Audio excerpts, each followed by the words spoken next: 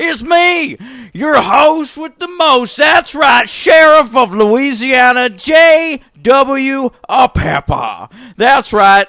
I'm the greatest character in James Bond history. Bet you forgot about me, but here I am, touring the bayous and making all the necessary arrests. I'd like to welcome you to the franchise. Daniel Ehrenberg taking a sick leave this week, but we still got, city slicker Henry Papale in New Jersey up there in the north. In the Union. The Yankee country. Yeah. Yeah, over here it's Felix Leiter. Get me a MiG and a white pimpmobile. That's a line. Is that a line from the movie? Yeah, get me a MiG and a white pimpmobile. Listen, we haven't done Bond in a while. I'm Daniel Ehrenberg. I'm not actually J.W. Pepper. That is a character that was played by an actor in 2 James Bond films in the early 1970s. And we're going to talk about both of those great films today. Live and Let Die and The Man with the Golden Gun.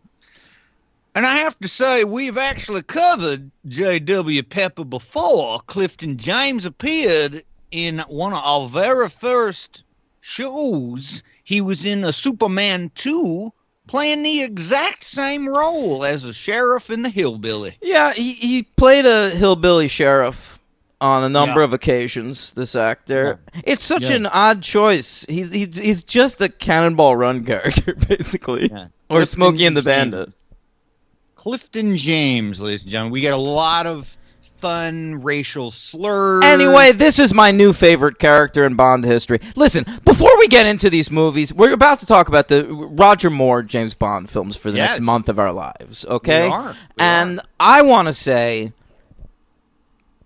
I consider myself a fan of the James Bond films. I enjoy them. Absolutely. But I am not a part of the community of fans. I would say that there are bigger fans than I am, including you. Sure.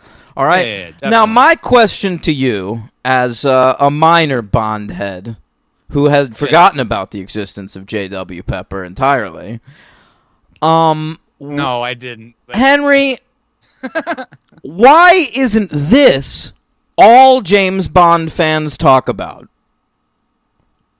It's probably one of those things where you'd wish it didn't happen, so you probably just kind of subconsciously overlook it. No. But it happened, and I can be fine with overlooking it in one movie. But now we've now watched 9 James Bond movies. Yeah. And J.W. Pepper has been in as many of them as Roger Moore.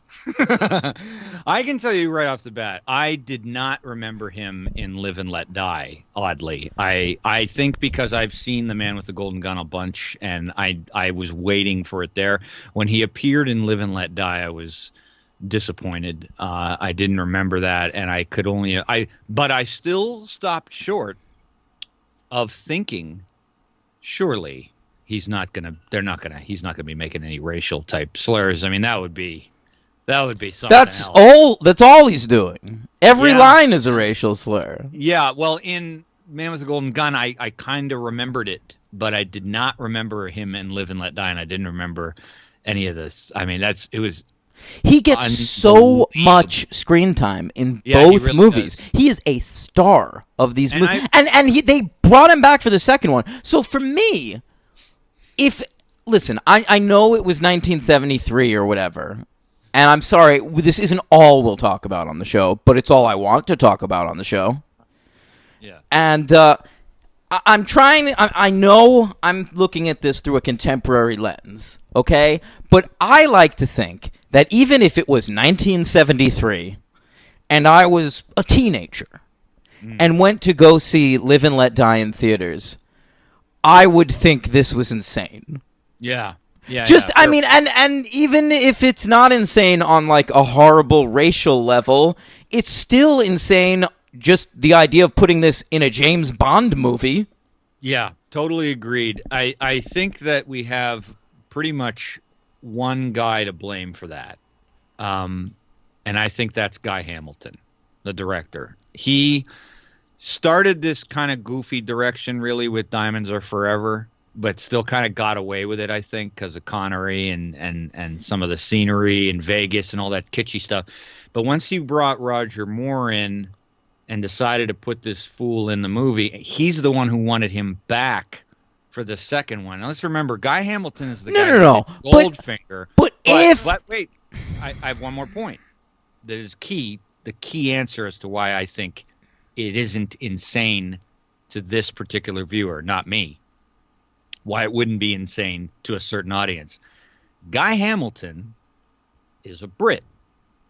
And Brits back then, or even now, have a completely different view of their no understanding of American racial history. So I'm okay with that. Oh, there's an American who's going to be funny making ethnic slurs because that's what those Americans do. It's totally that. It's totally that. I mean, first of all, England is ridiculously racist too. Second of all, exactly.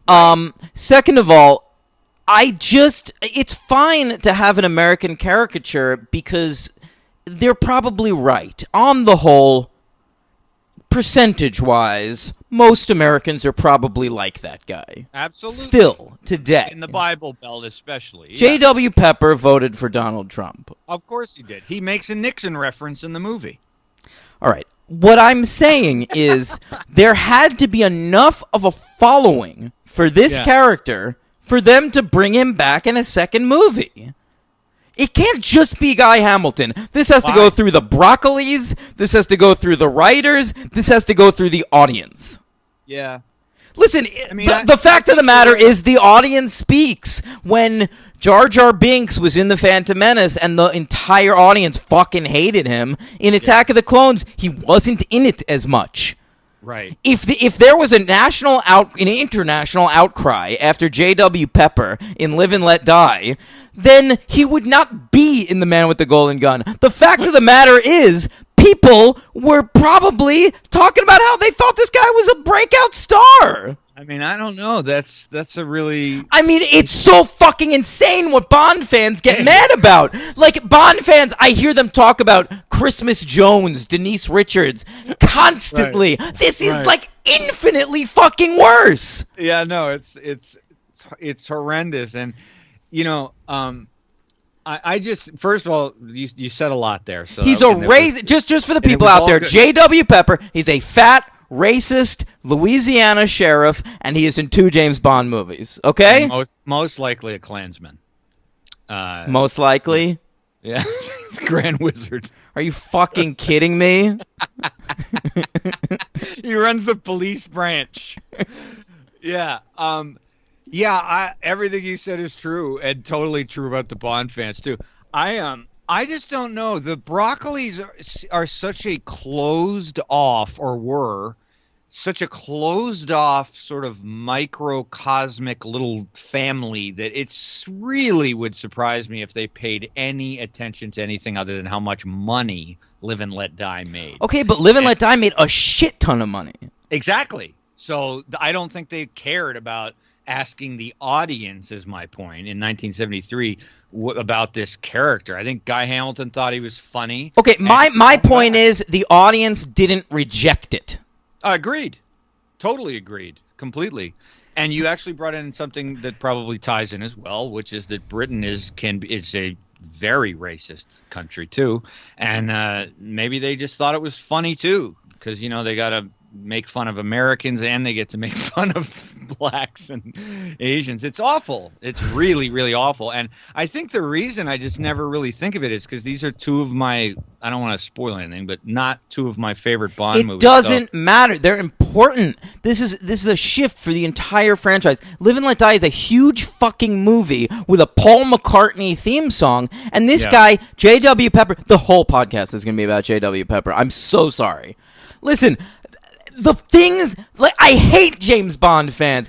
You know how many times over the years I have read articles like, oh, the James Bond movies ranked or whatever, and they bring up, the Bird doing a double take in Moonraker, and they bring up, That's what they bring up. The stupid read shit that annoys them. Or Denise Richards, or, oh God, Idris Elba, there could be a black Bond. But nobody brings up the fact that there was a racist fat sheriff in 2 movies.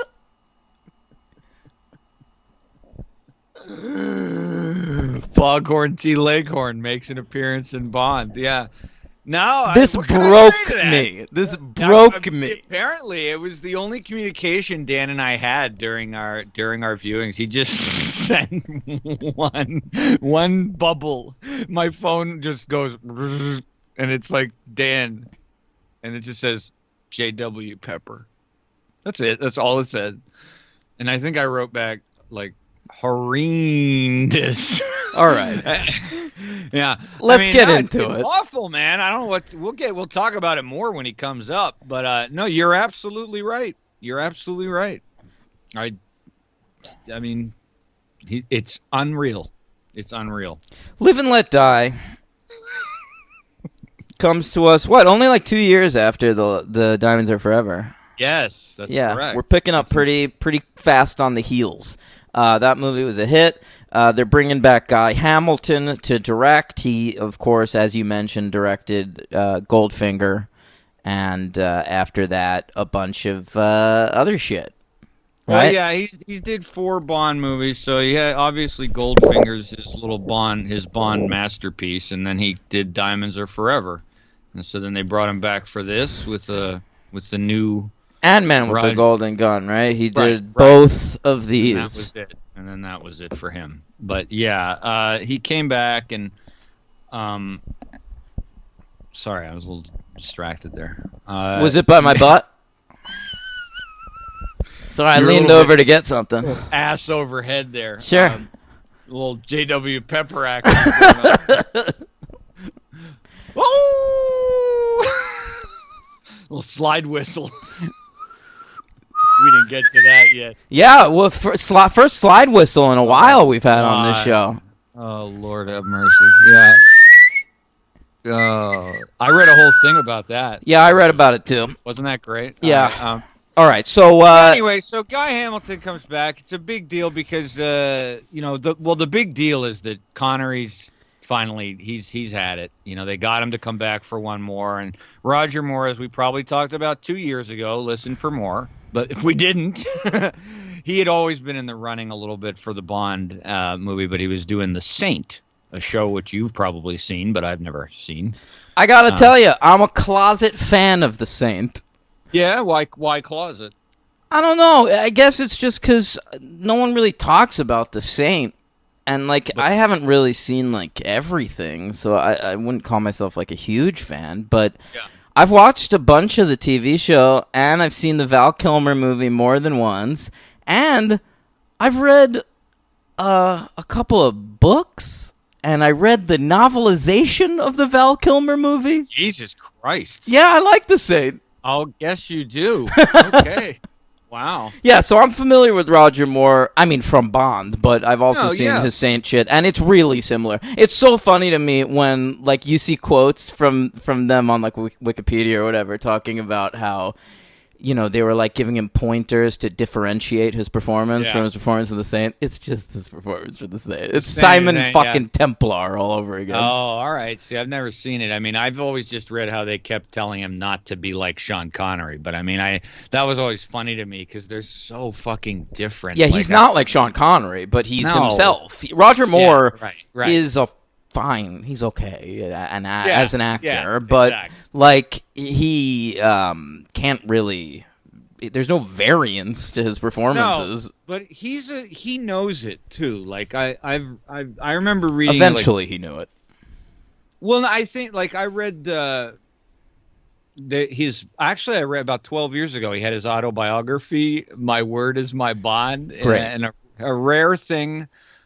For me, a pun, very apropos considering his James Bond. I'm not sure there's a line of dialogue in either of these movies that isn't a pun. No, not much. And actually, I only read the parts that really pertain to James Bond, but he's a pretty self-effacing guy, and there's quite a few times in the book where he basically says he's a shitty actor.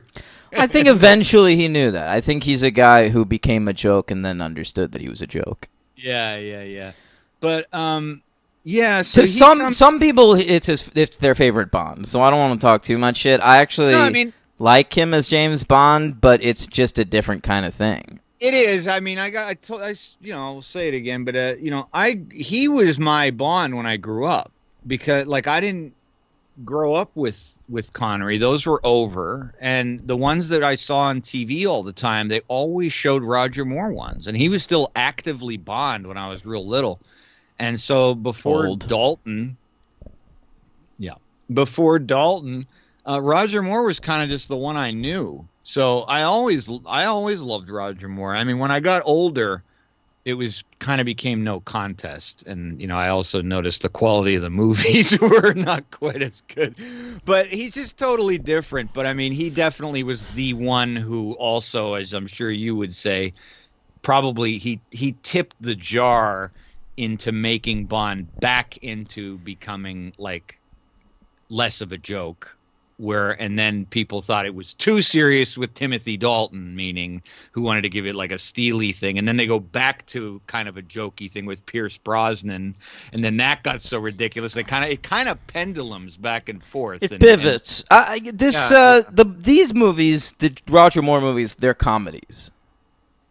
Yes, sure. They're way more comedies than even action movies. Like to me, they're like the Batman Adam West show, or like I mean these we did Austin Powers on the show, and there are scenes in these movies that are just like, I realized the thing in Austin Powers, it wasn't even a joke. They just would do a thing that was in these movies. That's very true. There really were almost in certain sequences even where it's just like lifted completely with no joke above it. Yeah, it's just the actual like when scene, Bond shits out that bullet. But I like Roger Moore. I mean, he's my third. But there's 6 Bonds. He's my third favorite. He's the worst Bond. Oh, I don't think that's fair. I think I got too much nostalgia for him. He's the goofiest Bond, but I don't think he's the. You think he's the worst Bond? There's no Bond worse. He's fine. I like all the Bonds, but he's the worst Bond. Yeah, I don't agree. Who's? I mean, Pierce Brosnan is the only argument you can make. I mean, Lazenby is not. Fuck you. But great, but. Brosnan is pretty much the only argument, because I actually love Timothy Dalton. I think he's fucking great. With Brosnan, it's the movies, man. I think Brosnan in GoldenEye and in that sequence at the beginning, I think, of Die Another Day, where he's in like a prison camp. Like when Brosnan is given good material, he's an awesome Bond. But those movies just suck. I never liked Brosnan in the role. I liked GoldenEye and Tomorrow Never Dies, and he has a certain charm. But I always just thought he just was too in love with himself. He had that. I like. Oh yeah, I don't get that at all from Roger Moore's portrayal of James Bond. I don't get at all the feeling that he can literally fuck any human being that he decides to at any given moment. Yes. What I was trying to say is that Dan is revved up tonight, man. I could feel it. I just mean that, like, by the time Pierce Brosnan took the role, I always felt like you should just kind of innately be cool, like Daniel Craig. And I always feel like Pierce Brosnan was really, really trying. Brosnan's cool, really hard. But I think that's bullshit, because I think it's been shown that Brosnan is inherently cool, because he's been in tons of uncool movies, and I'm always like, this guy's cool. I agree with you. I like him. I just didn't. Mamma Mia, I was like, this guy's cool singing ABBA songs. Cool. Yeah. It just never. He's not my favorite Bond. But like you said, I mean, honestly, I don't think there's been a completely ever totally terrible Bond. No, they haven't like screwed the pooch yet. No, they really haven't. There's not been someone who you're like, I can't watch this. Right. It's not like they got like Liam Hemsworth to play Bond. Right. Yeah, but yeah, Roger Moore is funny too because I always thought he was actually not a good-looking guy. I never understood the attractive quality. You said how Very, he picks very the women. fucking handsome. I mean, You know what's but weird? You know I'm why? picking up what you said, He's though, sort of like how he- square. That's one thing. Is like one thing I have to get past in these Roger Moore Bond movies. He can fuck anybody he wants, and you have to just accept that. And you, in most cases, that's fine because I do think he's like super handsome and charming. But in a few cases, he like nails a really cool girl, like a hip, young, awesome girl. Yeah, and I'm like, I don't know if she wants to fuck this fucking grandpa. Right. Yeah, and I will put for the record that I can't believe I literally just said on air, Roger Moore is not that good-looking a guy. He's a good-looking guy. We're allowed to say it, Henry. We're the most handsome film podcast. Well, people know that. I think they've realized it's been a slow realization, but it's out there for people to see. Yeah, no, but I just think he's so vanilla. So he's just like so bizarre. It's just funny to me. It's just like he's in Connery's just like the opposite. You know, he's like this rugged fucking, ape man. And Roger Moore comes along, but He's and he's like smooth as he's silk. not muscular in any way at all. He's like, which is cool, No, but he's one of these guys, man. There's a sequence in one of these movies where he like hang glides and then he like literally lands and straightens his tie. That's the kind of shit he does. No, of course, he's very cool. I just meant physically. He's I don't suave. think he's looking. Yeah, just physically, I don't really get the appeal. But All right, well, I don't get your appeal. I don't get it either. But it's out there. I know. I think that too. I've gotten yours, and it still mystifies me to this day. Thanks, but bro. I it know. works. I like to be a surprise. I like to be the kind of dude where like other dudes are looking at my girls going like, really?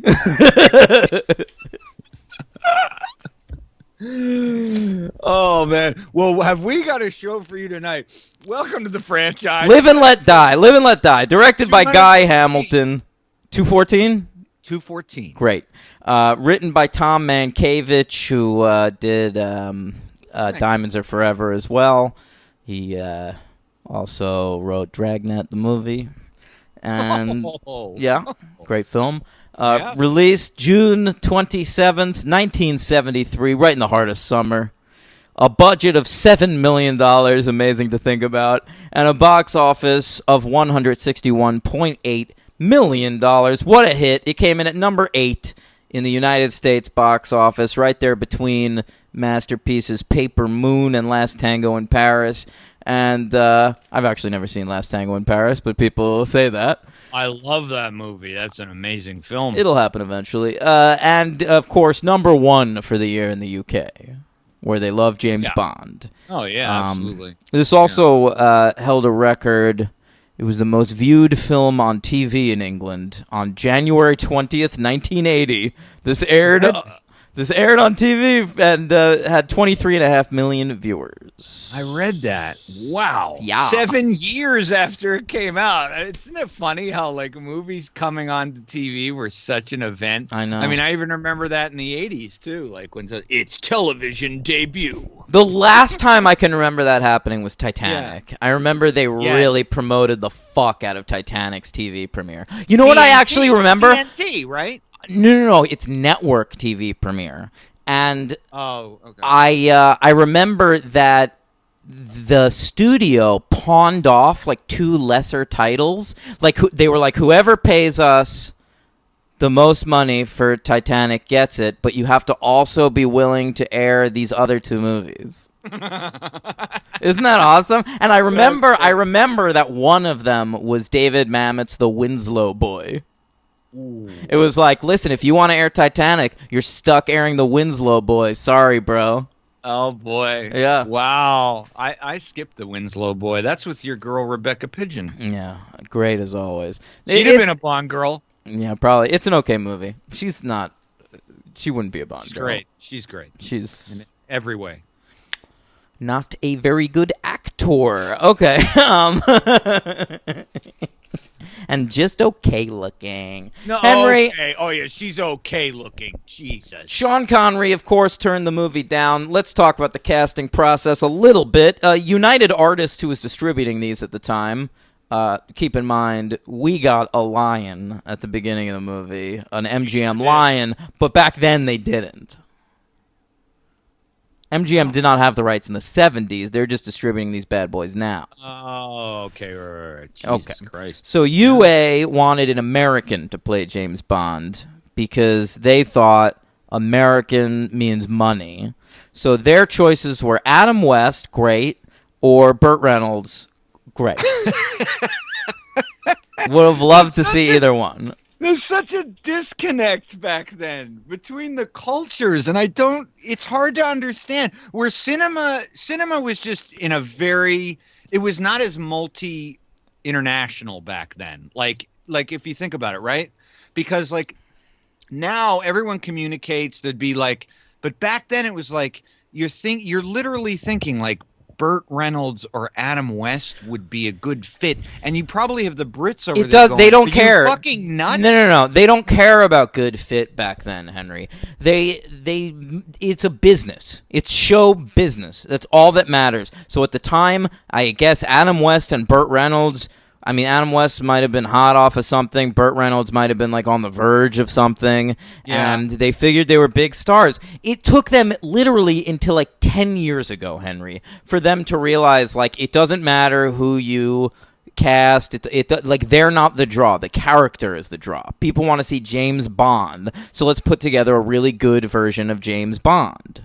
Yeah, you know, probably Daniel Craig. It's why, like back in like the '90s, when Hollywood wanted to start doing superhero movies, they wanted Nick Cage as Superman, and they wanted Robert Downey Jr. as Iron Man, and they were talking to Wesley Snipes for they wanted Tom Cruise to play Iron Man. I meant they were talking to Wesley Snipes for Black Panther for a while. This is what they were doing. They had Ben Affleck as Daredevil. Right. It doesn't matter.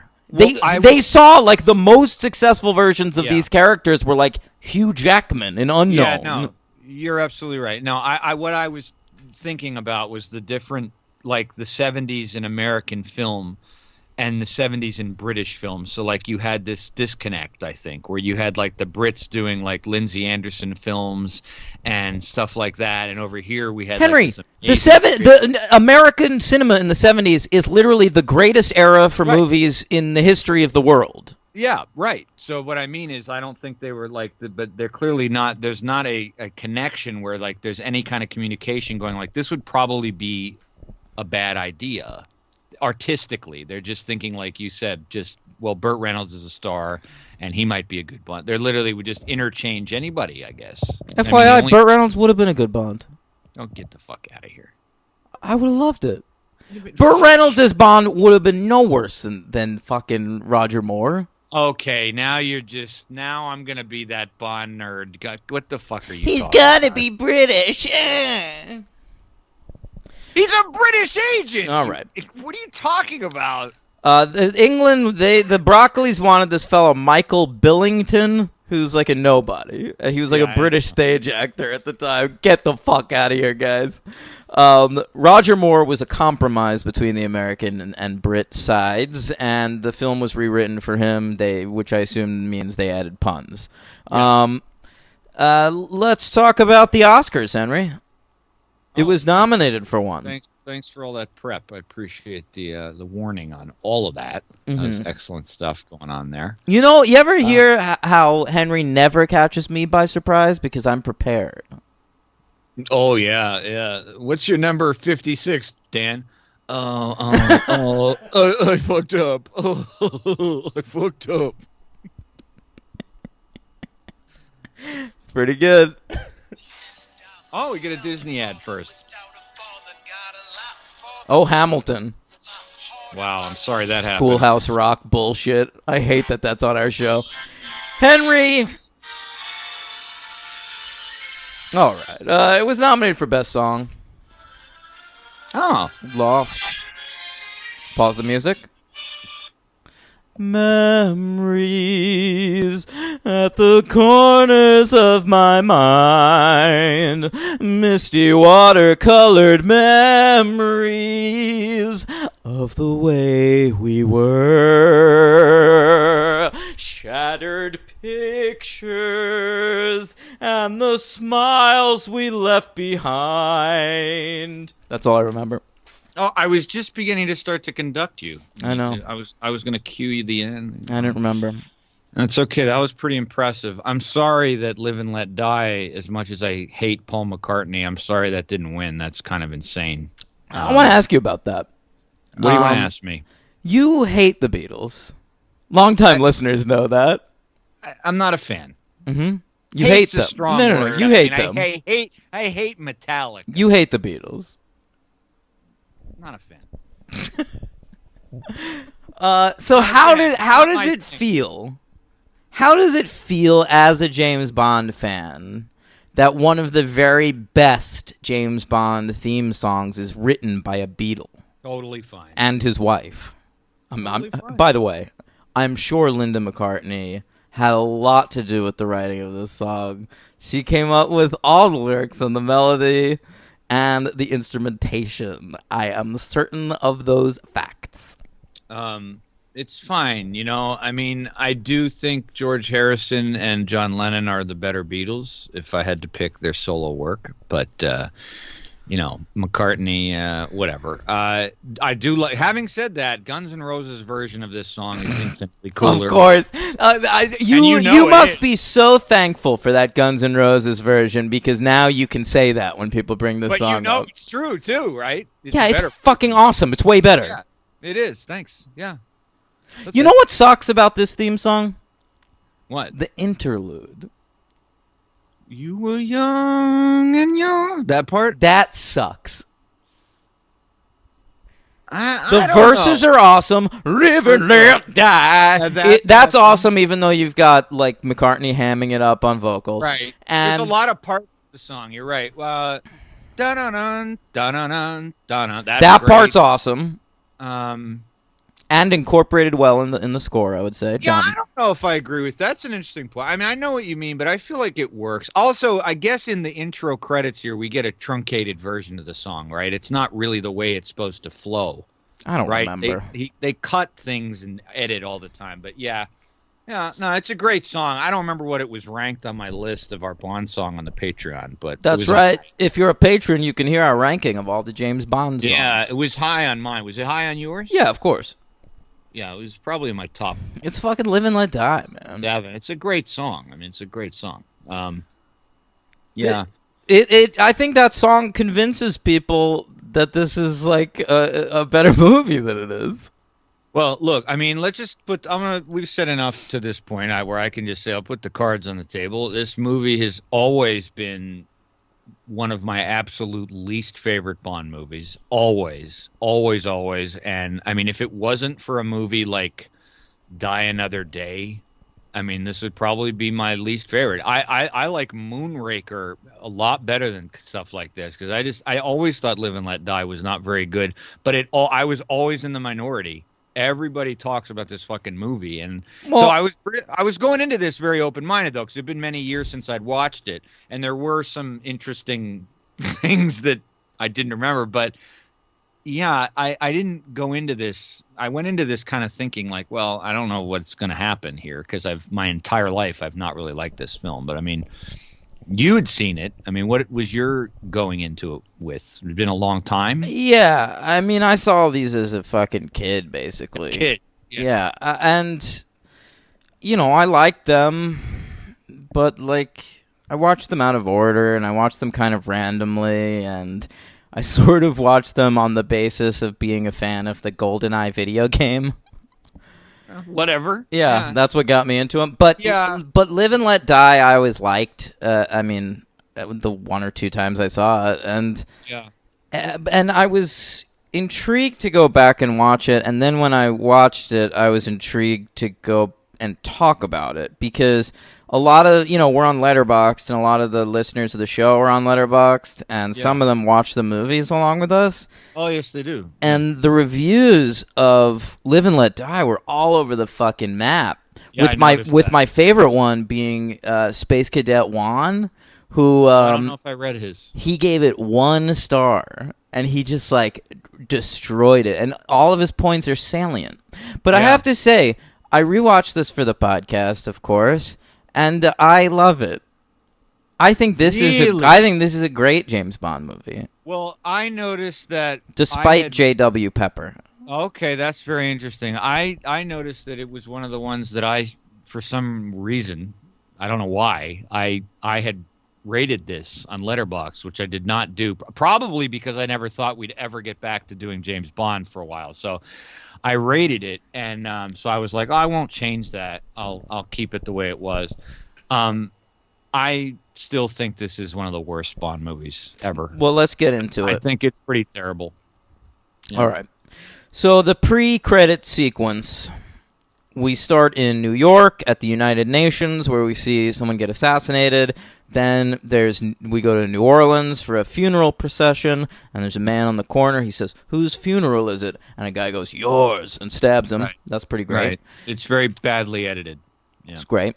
Then we go to the Caribbean, and we get 3 more agents killed, and they have a great ceremony involving a snake, which is, I mean, how is this in a professional movie? I don't know, man. It's 1973. There's no excuse. This is some Roger Corman, Ed Wood bullshit. Exactly. We can't afford a snake handler? There's never a snake in the entire movie. It's always a rubber snake. Actually, there is at one shot. There's one shot, Henry. In the hotel on the floor. Oh, well, I wasn't even thinking about that, but that's true. But at the end of the movie, there's like a big chest of live snakes, and they show it, and it's like there's one rubber snake in there amidst the live snakes, and they show like the guy like reach in and to grab like seemingly at random a snake, and he grabs the rubber one. Oh, okay. Anyway, the rubber snake kills a man when Baron Samadai he like presses it against a guy's neck. He just dies. It's so bad. Baron Samadai rules, though. God, you really like. Yeah, I mean, I think the villains are a big problem in this movie. I think a lot of this. I mean, it's blaxploitation. That's what the movie is, seen through the eyes of Guy Hamilton. I mean, it's just so bizarre. The entire enterprise. My main thing with this movie is it starting from the beginning when you just said when the 3 different assassinations throughout New Orleans, New York, and then the Caribbean, the movie just has like this really bizarre. I've never noticed it until this viewing. A really low energy. It's like there's zero flow to this movie. I totally disagree. It's got nothing. It just plods and plods. I had a good time throughout. I almost texted you halfway through this movie like, so glad we're doing Bond again. I mean, I'm happy we're doing it too, but I just didn't feel any good pacing in the fact that this is the same guy who directed Goldfinger and even Diamonds Are Forever. I think Goldfinger plods more than this movie. Oh, Goldfinger's a better movie. I'm not saying that, but Goldfinger's pretty slow paced. But there's no scenes that are just kind of really throwaway. Like, but there are no scenes in this that are throwaway. They all take forever to get to the point. Every single scene, and I mean, every scene has this huge, elaborate setup. There's car chases on the FDR Parkway that go nowhere. It just goes on and on. It's just so weird. And James Bond just seems, and it might be because it's Roger Moore, and that's a factor we'll have to talk about too. He just seems very out of place in like New York.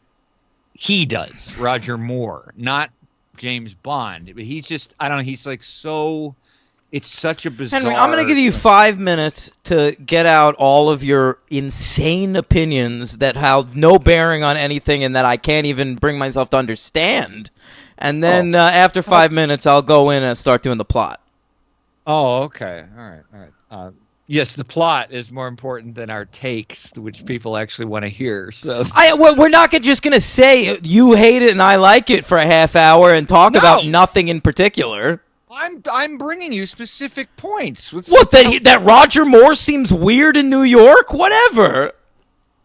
That's whatever to you. To me, it's quite relevant. I think it's He's just only in New York for like 20 minutes. It's a long time.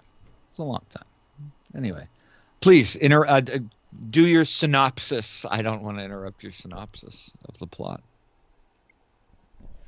All right.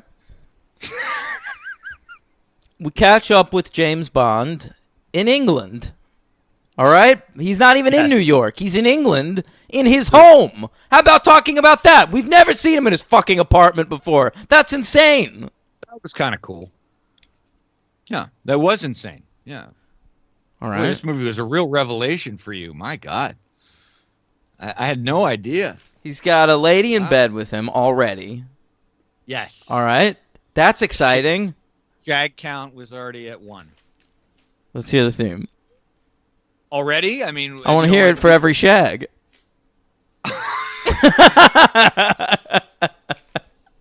All right, everybody. So we had Sean Connery doing it. This will be Roger Moore doing a shag count. James Bond, shall we do a shag count? Okay, it's longer than I thought. I don't think I can hear it every time he shags. Well, he says most things like a quizzical. He's very laconic. Yeah. So it's always like a suggestion. It's not really. Yeah. Well, she's trying to get him to fuck her again. Okay. Yes, one more time. But he is interested in walking around with his monogrammed yellow silk robe instead. Okay? Then the MI5 guys come in, and Bond has to hide his lady in the closet. Yeah, or M. Yeah. Well, it's M and Moneypenny. Okay. Okay. Well, I'm interested in that because if you remember, I was very interested in Bond's relationship with Moneypenny. Absolutely, yeah. She comes in a little bit after. I don't understand why he can't just throw her a bone. He doesn't want to wreck it, man. It drives me insane. I feel bad for Moneypenny. She goes and she finds this woman in his closet, and she keeps it a secret for him. I know. I felt bad for her too. But this poor woman. She must go home and just masturbate on her stomach and cry.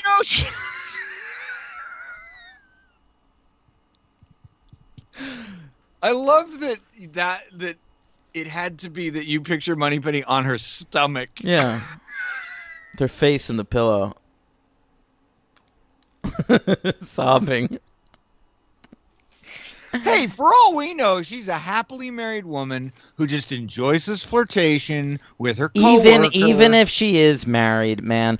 I'm just saying, I don't understand why, just one time at a Christmas party, right? Bond can't just his dick. It's pickled at this point. It has never spent a day outside of a vagina. And so why not just fuck Moneypenny once?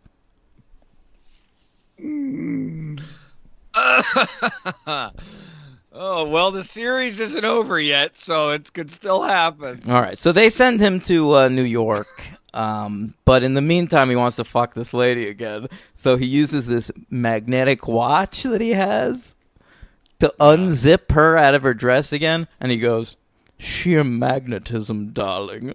Yeah. I never got sick of him. I never got sick of him. I don't get you. I'm being serious. You got to help me out here. It's felt like you're not a fan of Roger Moore that much. You think he's all right, but you love the movie, and you think there's so many puns, but you like the puns. Because so you're being nebulous here. Because if we're looking at particularly what I want out of a James Bond movie, it's not this, okay? It's closer to Casino Royale, the Daniel Craig version. Yeah, yeah. I mean, that's my ideal, my platonic ideal of Bond is that or fucking Dr. No or something. But like, Sure. Me there's too. also a part of me that loves the insanity of James Bond and just my main issue, like all of my least favorite Bond movies are boring. Okay. Okay? And you didn't think this one was boring? To me, every scene had a pun or a hot lady or a crazy stunt or a slide whistle or a fat racist sheriff Right. or Felix Leiter for some reason. Yeah, or yeah. I mean, it's such a wacky fucking movie. And Right. so like I like a movie like You Only Live Twice that sort of melds these two things, which is Yeah, like of course. wacky but also That's cool. the perfect Bond movie, one that melds them. That's the point, right? I mean, Yeah. sure. But to me, I think Live and Let Die does that enough where, like, I'm amused. I think it's trying for comedy more than any other Bond movie we've seen so far. yes. And I think it's genuinely funny. Yeah. And So, but and like, the stunts are really good. And I was invested in the plot. You have a problem with the villain, and I saw that a lot of Bond fans do. But to me, I like Yaphet Kotto no matter what he's doing. I love And- Yaphet Kotto. And It the was fact actually of the fun to matter watch is, him. yes, this is blaxploitation seen through the eyes of fucking shitty guy Hamilton or whatever. Right. But also, we just watched 7 Bond movies with like 0 black people in them. So I'm Quarrel Senior. yeah, right. like that. Was that in Dr. No? Yeah. Yeah. I know, and his son's in this one. But I No, you're right about that. I mean, it was just, and that is a cool part of it. It's just unfortunate that really as of, this could be escaping me, but unless you count Grace Jones in A View to a Kill, which I can't wait to get to, we're still lacking like a Bond movie with this kind of cast. this next But one it's is just- I'm supposed to sorry be. that- I just think that like I appreciate the effort. Like I'm okay with blaxploitation trappings, even if they're not authentic, because I like blaxploitation movies. Yeah. Yeah, no, I mean, I definitely, when that was the positive feeling I had when the first like half hour was going, and I was like, actually, this is pretty. And cool. then Bond got to New York, and you were like, I reject this. I was out. No, it was really like I was happy that it was going in that direction because I was appreciating for the first time. I was like, well, that's actually pretty cool that they did this. It just sucks that this is what they did. I mean, not only do we get the pimps and the drug dealers, but we go to the Caribbean. We have to have fucking voodoo everywhere. I mean, Jesus Christ. I mean, it's like relentless. You know, it's so much. It's insane. Yeah, that's Yeah, what no, I like about it. You just went on like a 9-minute rant about J.W. Pepper. Well, I would, if I could, I'd leave him out of it. He's the LVP in both of these movies. I'm going to say that right now. Actually, me too. He's my LVP in both of the movies. I didn't want to do that either, but You have to. yeah. Okay, so he's in New York. He goes to meet Felix Leiter. We have another new fucking Felix Leiter. But I thought he was fine. And they set up the plot, basically. It's, what happens? He goes... They try to assassinate Bond at first. Many times. Yeah. This is one of those movies where they literally try to kill him I think they try to kill him like 4 times in New York alone. And he just... Yeah, well, his driver gets hit with a Yeah. like tranquilizer dart or something, and then he's in a car chase on the bridge, like you said, and I sort of like how that ends up. Actually, I like. Yeah, that I mean, it's chase. always cool to see. I'm being contradictory a little bit here. It might sound. It's always cool to see my favorite characters in the city I love. So it's cool to see like James Bond in New York, and I always do like even modern Bonds when you see like Daniel Craig in the United States. It's just kind of cool for us, I think, like to see that here. But it's just kind of banal. Like the car chase, and it goes on a long time, and I was just a little surprised because I thought that the editing and the pacing was just off. But Whispers is the one driving the car, and I thought he was a cool villain. I love Whisper so much that I was mad when I found out he was a villain. Oh, you didn't think he was a villain right away? Well, I wasn't certain. I don't know. Maybe I wasn't paying attention. But then he showed up in the motel or hotel where they're staying. Yeah. He's everywhere. And I liked him there. I like his weird voice. It's great. Yeah. It's great. It's very cool. Yeah. All right. So after the chase, he goes to visit a voodoo shop where the voodoo shopkeeper, of course, immediately wants to fuck him. And she does give him a look. She says, Henry, she asks him, he would like something in heads? Would you like something in heads? I thought she said that, but I didn't. Okay. Yeah. Yeah, this customer walked through her door, and the first thing she said to him was, "Can I suck your dick?" Right. That's James Bond. By the way, I have my pen ready. Do you know the address of that voodoo shop? Oh, boy. Why? I couldn't get you to come to Manhattan anyway. Hey, I can't come there now. Of course you can. Isn't there like a blockade at the fucking Holland Tunnel? Yeah. No one's allowed in. He is another. He's sort of, I think, they really struck lightning in a bottle with Odd Job. And I feel like both of these movies, they're trying a new Odd Job. Of course they are. And they didn't really nail it until Jaws. Right. Correct. I agree. Yeah. I mean, actually in this movie, they really kind of try it twice. I mean, they try it with Teehee, and they try it with, who's the guy who you said, the voodoo guy with the paint? Oh, Baron Samedi. Because he keeps showing up. All right. And Baron Samedi he holds a place in my heart, Henry, and it's not anything he does in the movie. The fact of the matter is, in the Nintendo 64 game GoldenEye 007, there were a lot of unlockable characters that you can play as, and from the history of Bond, unlockable characters and villains and settings, it was awesome. And one of the characters you could unlock was Baron Samedi, and he was in his voodoo makeup from the end of the movie. It was baller. Yeah, I used to play as him a lot. I'll give you 8 minutes to talk about the video game, and then we'll get back to the plot. How's that? How's that feel? I thought that might be interesting to you. I don't know. What is the game? The video game? I mean, it's who are some of the other unlockables? There's so many. Knick-Knack?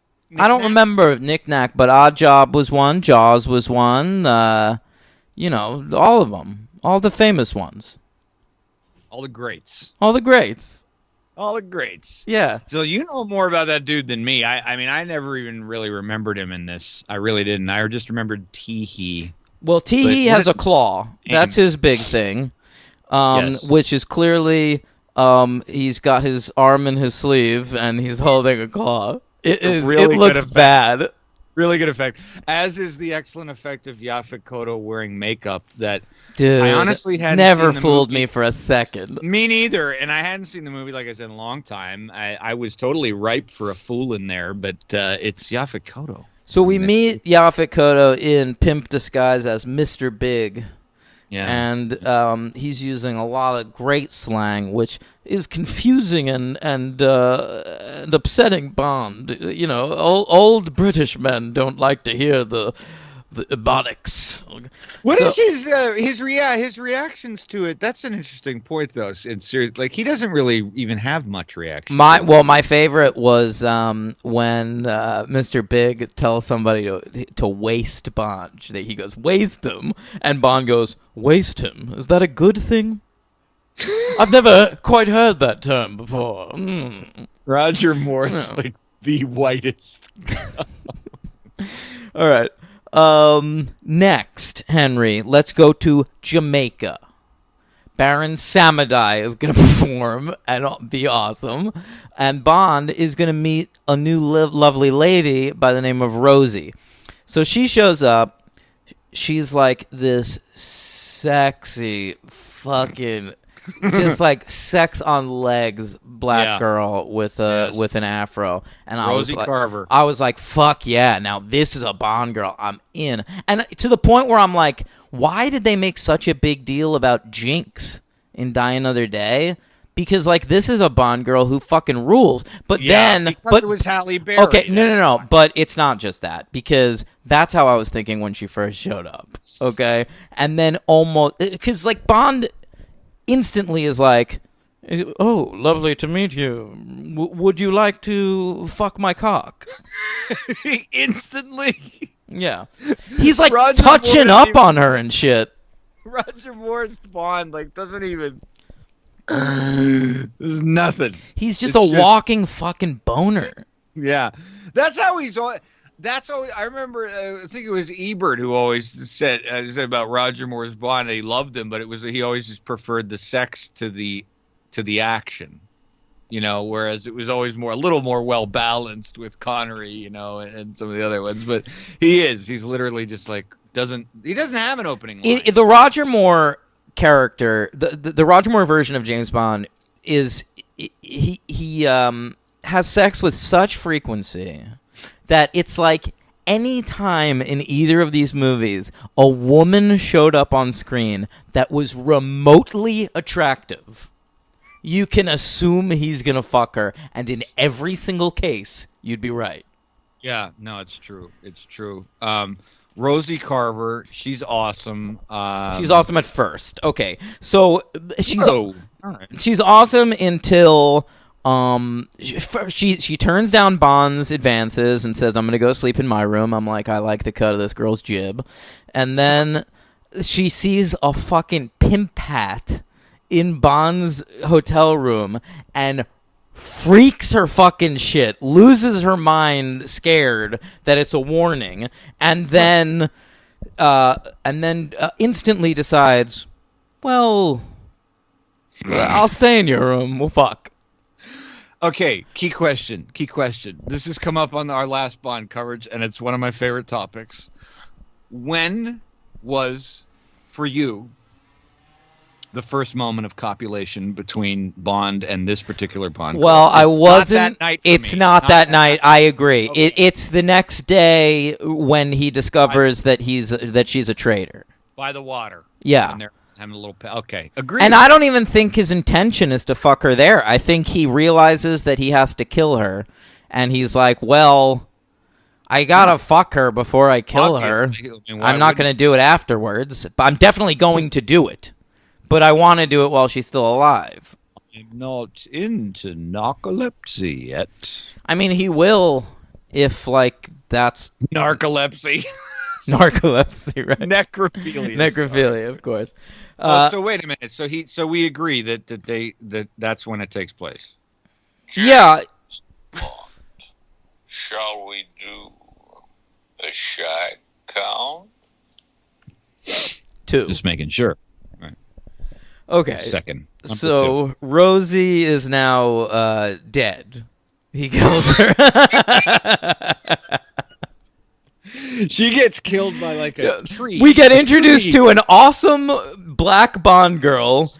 She instantly proves herself to be a horrible spy, then proves herself to be a traitor, then fucks Bond, then dies. Great job, guys.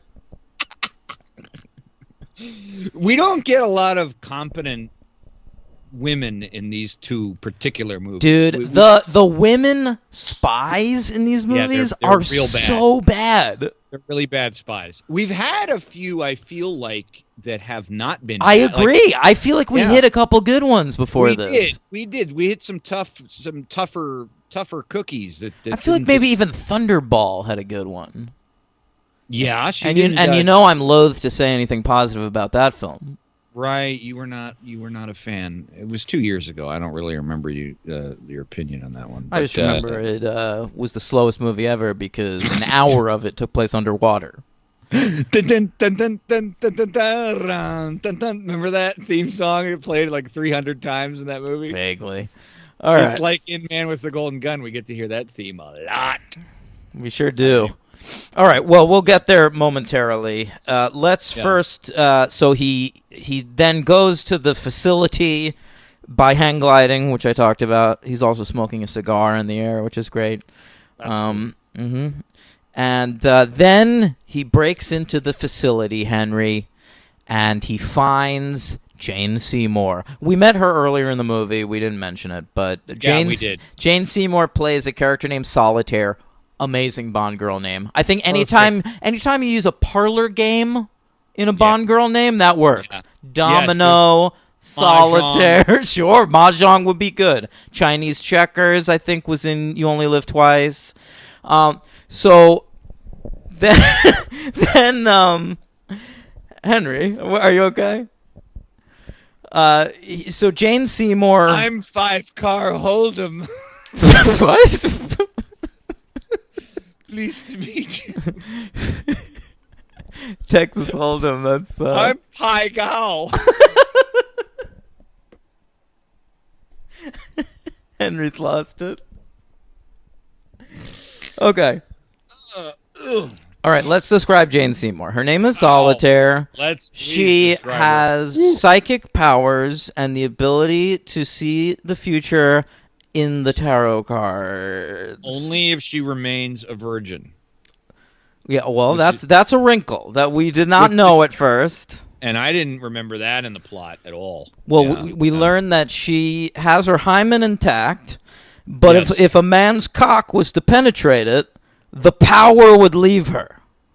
Correct. She would know she needs to continue forever playing a game of solitaire. She cannot start playing Go Fish or War or Gin Rummy. I love War.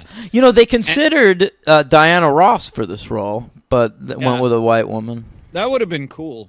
I would have liked that. I would have, but I gotta say, she's as a straight man, Jane Seymour in 1973 is one of the most beautiful women I've ever seen in my life. I totally agree. She is breathtaking. Yeah, it's kind of ridiculous. Yeah.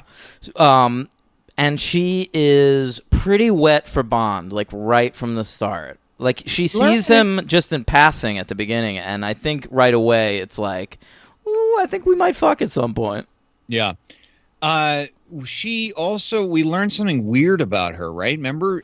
Weirder than the virginity that is superseded by powers? I'd say so. Okay. I'd say this is up there. Do you remember Yaphet Kotto says something? Basically, she's like enslaved to him, as was her mother before her. Oh, I didn't remember that. Yeah, and he says like your mother. Wait, let me ask you a question. Is this his daughter? Well, I don't think so, but it's implied that once her mother, it's more than implied. I mean, once her mother lost her power, he disposed of her. She was no more use. But it's also implied that he took her power by fucking her. Yeah, well, maybe. Well, it's implied that he wants to do that with Jane Seymour. Yes, because he says it when he finds out. But I assume he would have done. I assume he's just doing what he did. This is what he does. So it's an incest thing. I think it might be a little half incest. Step, not step, but half. I don't really know what you call it. I don't know how much older Yaphet Kotto is. I mean, what did he impregnate Solitaire's mom when he was 12? I mean, they're not that big age gap there. I mean, it's possible, obviously. Hey, man, you don't know how much of his life energy he's getting from these voodoo powers. But he could be a lot older than he appears. He could look like he actually does with that makeup. Yeah, this Bond movie does have a lot of supernatural shit in it. Yeah, I mean, it says it does. Thank God we don't get any of it. We do, though. Okay, let's talk about... what are you talking about? Let's talk about this scene where Jane Seymour has psychic powers, and Bond tricks her into losing them. All right. This is the most incredible sequence in the film. Oh, I want to hear it. When Bond holds up the tarot cards, and he says, pick a card. And she does. And it's the Lovers. Right. And he's like, wow, seems that we're destined to fuck. Right. And so he bones Jane Seymour super hard. Wait a second. It takes a while in the movie for him to get with her. What are you talking about? I'm talking about... Instant. It's instant after he showed... the fool at first. Remember she shows him a card that says you're the fool? And he's very upset. I'm talking about later. This is the second time with the cards. In the facility in Jamaica, he pulls out the deck of cards. She pulls out one of the cards. It's the lovers. And then he drops the cards on the table, revealing that all of the cards were the lovers. And he has tricked her into losing her virginity, which is disgusting. I mean, you got to think, in the years, in the 25 Bond movies, has Bond done anything worse than tricking a virgin into fucking him? It's a really good question. I mean, as we've spoken before, Sean Connery's Bond virtually rapes a couple of women. Oh, you're right. Connery's Bond does full-on rape someone, so I guess that's worse. I mean, there's no doubt Roger Moore, I'm pretty sure, and I'll be interested to do the calculations, which I probably won't do, but definitely he's got the highest shag count of any Bond, I think. Yeah, so he takes her virginity, Henry. He takes, cracks that hymen right in half. right. And then tells her, like, hey, by the way, all those cards were the lovers. And she's like, oh, you. and then she says, oh, by the way, you want to fuck me again? Now that my hymen's broken, let's fuck again. And Bond says, sure. No use going off half-cocked. That's a line in this movie. I'm still waiting for the part where you said there's supernatural. That's the supernatural. He fucks the supernatural out of her. I see. Oh, I see. He literally gets, but Yeah, okay. I feel like if they made this movie today, they might show like a burst of energy escape through her vagina as he fucked her. If it was fucking made by Judd Apatow, I mean, I don't know where that would happen. What do you mean, Judd Apatow? I could Maybe see like a Adrian Seth Lyne. Rogen, this is the end, fucking giant beam of light shooting out of her chest or something. That happens in like the Harry Potter movies, man. I did. I feel like in movies about powers, there's always like energy escaping people. That is true. Yeah. They couldn't afford that here, but he does indeed shag Jane Seymour. So Shall we do a shag count? All right, that's that's three. three. Yeah, it sure is. All right. Now we go to New Orleans after he escapes in that double-decker bus, which he cuts the top off in a. That's pretty great. God, yeah. I wrote that it's a neat trick. That was my note. A neat trick. I'm amazed that at that point in the movie, you're still on board. I'm fully with this on board, movie. man. Wow, man. I was really enjoying myself. And maybe it's because I haven't watched a Bond movie since the last time we covered Bond. But I'm just like, I'm loving either. being back in this world. I Roger do. Moore Bond is fun to me. I'm having a great time. Jane Seymour looking like a tasty morsel, getting virginity to death. Then you got that other girl, right? No, that was in the Rosie next Parr. movie. Rosie No, but Parr. sure, her, she's great. And Britt Eklund. no, in well, we'll talk about it when we get there. Henry, All right. let's talk about the next sequence in New Orleans.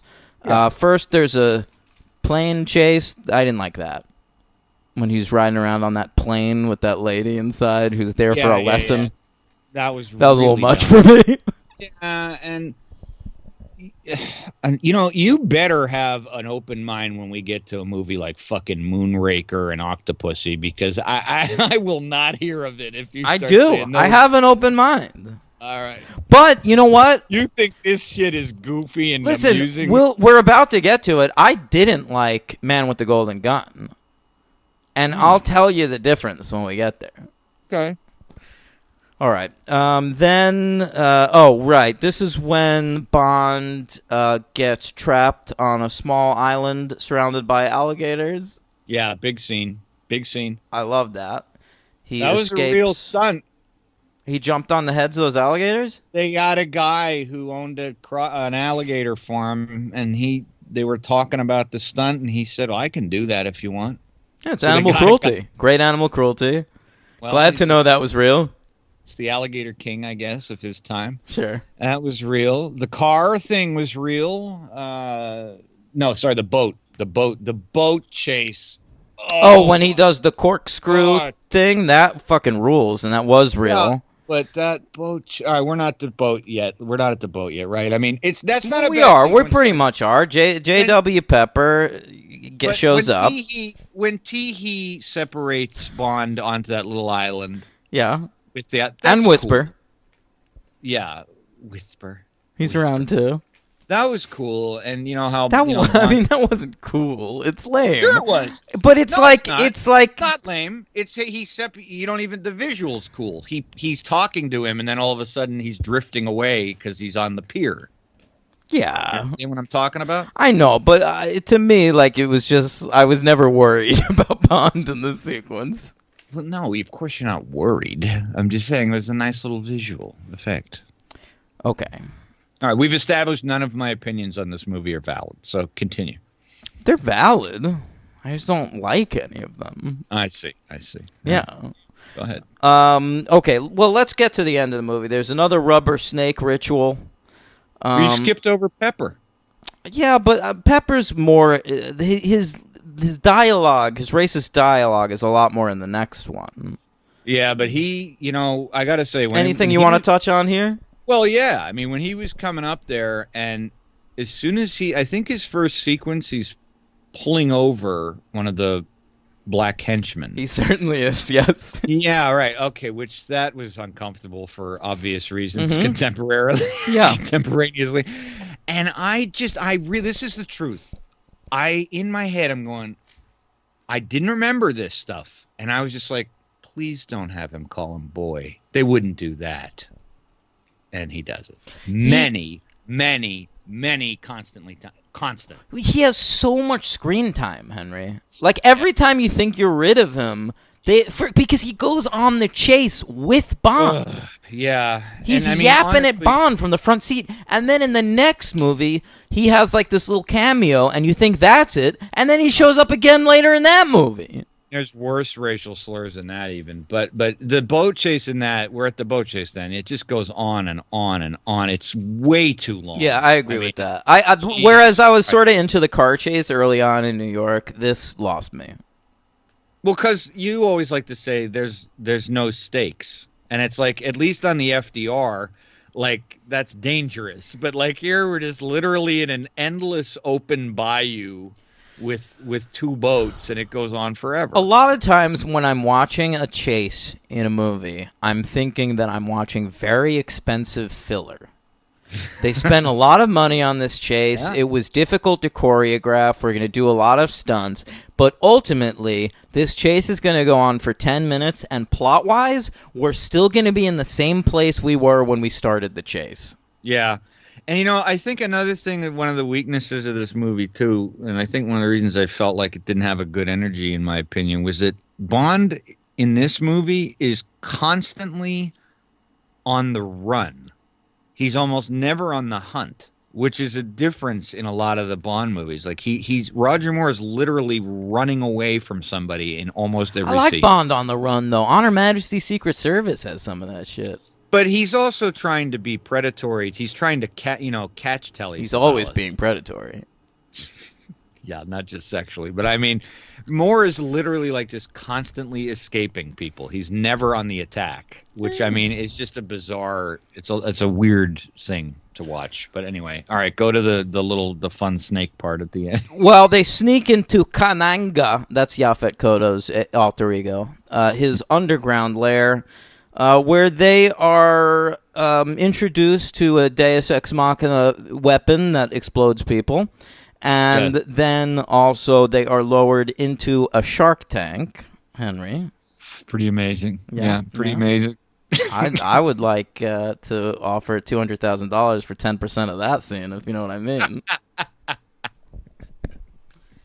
It's been a while since we did a Mark Cuban shark tank joke. Last time we did it, I recall we're not being able to recover for at least 40 to 50 seconds. Great. I don't know when we did that, but yeah. So then they explode Kananga, after which Bond says he always did have an inflated opinion of himself. Oh, Lord. Did you read Yaphet Kotto's his? Yeah, and it's totally. I mean, obviously, right on. I mean, he said like he was just being asked to deliver like the worst like white men trying to write black dialogue ever. Yeah, and trying not to look like fucking Step and Fetch It the entire time. I mean, it was Step and fetch it. yeah. It's What does like that mean? It's like an old. It's like it was. I think it was an old character, like black, like the dumb, kind of like the maid in The Thin Man. Oh. Well, I don't think he's ever in danger of that. Like he comes across like a pretty imposing villain. Yeah, but I think a lot of that was like him, like making sure that it looked that way. And then like at the end when he like blows up, like the visual of his eyes popping out of his head. Yeah, I guess I didn't think about it. Yeah, I mean it's pretty demeaning, but I mean, you know, I don't know. It's sad to me because Yaphet Kotto is awesome in anything he's in, and I just feel the fact that they actually got him to be a Bond villain. I think but, he's like, awesome in this. But the plot they give him and the I think it's an awesome plot. I don't think it. Nothing works. Movie is a failure. The only thing that works in the movie is Solitaire and Roger Moore making an impressive. Solitaire works. Sure, Roger Moore is the reason. I mean, it's an impressive debut because he's coming off of a decade of like this iconic character being played by Sean Connery, and he does make an impressive debut. You kind of don't even think about Sean Connery, right? Yeah, away. because he's doing the Saint, which is a similar character to Bond, But- and I think people are used to it. Well, not me. I mean, I don't know. Yeah, that. well, you're But- used to it from being a child and watching these movies. But I mean, watching him come. Yeah, but I mean, I'm thinking I could be wrong. I mean, it'd be interesting to ask somebody who was watching these at the time and like, was it like? Do you think that at the time it was like one of those things like when a band gets a new singer, like there were people who were just like, I'm not on board. I'm not. Well, on board. I assume Forget it's the same way it is now. Anytime they announce a new Bond, like that, you know, I'm sure, like Bond nerds in England were like, he's a fucking TV actor. The same way when Daniel Craig got picked, they were like, Bond remember isn't that. blonde. I'm so remember sorry, but fucking James Bond is a brunette. Yeah, I remember that. Do you remember that shit? That No, shit was no, on like that was off the dome, man. Right? that. I remember that shit. Like that was literally on the fucking cover of the New York Post one day. I remember that. It was Will the world Yeah. survive a blonde Bond? blonde bombshell. It's pretty good. Blonde Bondshell.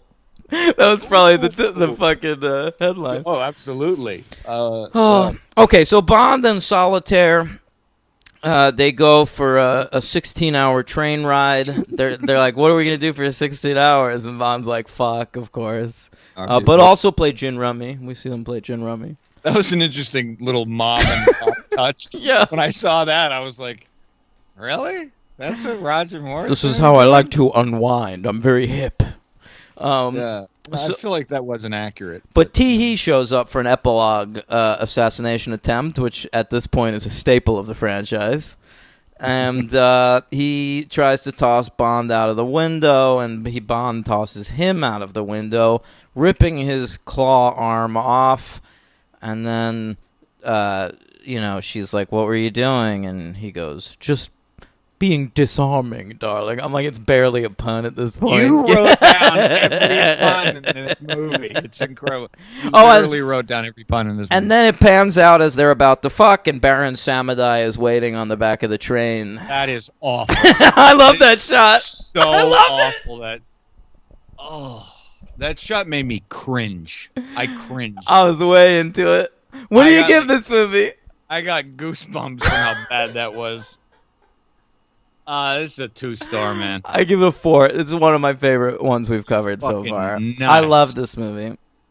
I just don't get it. This is All right. better than at least 2 Connery Bond movies. It's the worst Bond we've covered. no. Not No, even- it's better than Thunderball. No. It's better than Diamonds Are Forever. That's the only one, but Diamonds Are Forever is still great. This is Still better. 3 stars. And this Diamonds is Are a Forever 4. still 3 stars. It ain't no fucking 4, but okay, man. Hey, I didn't give it a 1. It's a great time. Who's your MVP? I was happy when it was over. My MVP is Roger Moore.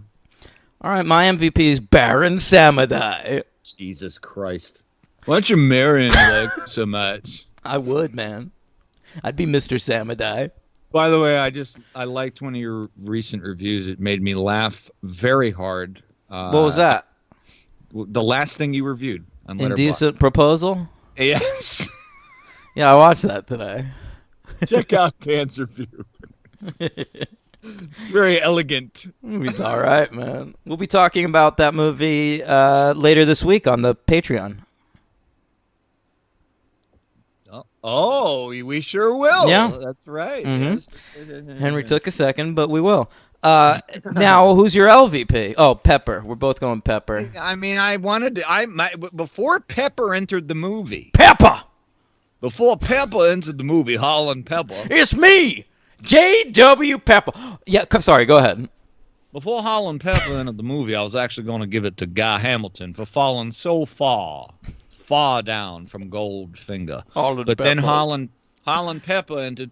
I shouldn't insult Harlan So Pepper. chuggy He's a lady. wonderful man. Chuggy He's lady. Don't go home, get dunkin' down and please and the bells are popping and the bears are biting. Henry. It's Clifton James. He's terrible. All right, so the final total, we got a shag count of 3. Yeah. Not bad. Not bad. That's 3 women. He fucked all 3 multiple times. Oh, that's not true. He fucked Rosie once, but the other 2 multiple times. Remember, we established the shag count is just, the amount of. I understand. I'm just showing everybody that yes, 3 women over the course of one adventure is a high shag count, but I'm trying to impress upon you. It's even more impressive than that. Yeah, I agree with you. I do believe the record is still held by either Thunderball or Diamonds Are Forever, where I believe the record is 4. I know Thunderball is 4. That's a biggie. It's a biggie. All right, Henry, can we get into superhero count? Do you have one of those? I do. I know you'd be excited for that. So it was exhausting because these movies have big casts, and can you try and say something a little more substantive when you're stalling?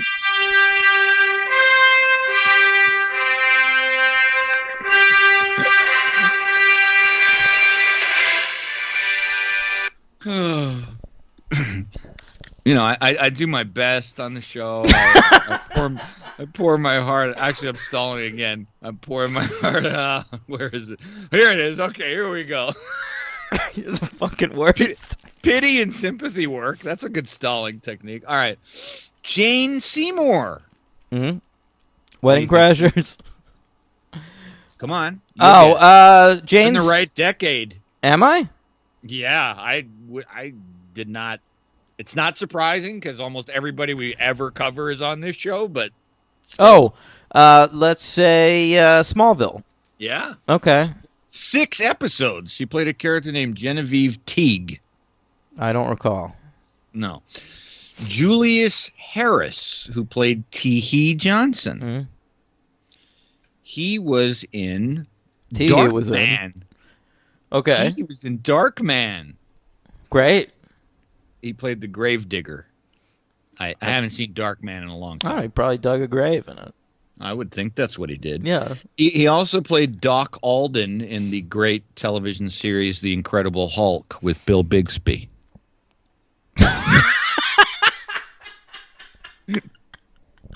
That's my favorite kind of joke. I know, I did that for you. Thank you.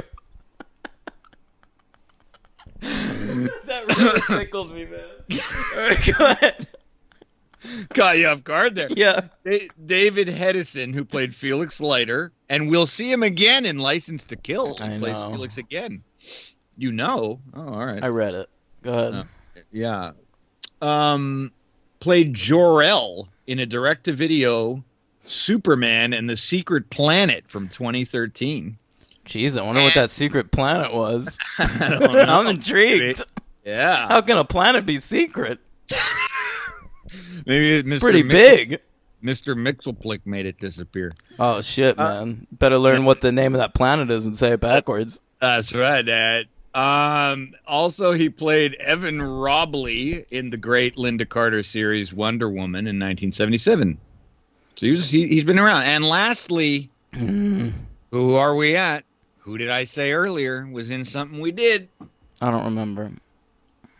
J.W. Pepper played the sheriff in Superman. Oh, 2. right, of course. Hey, I also want to say J.W. Pepper, Paul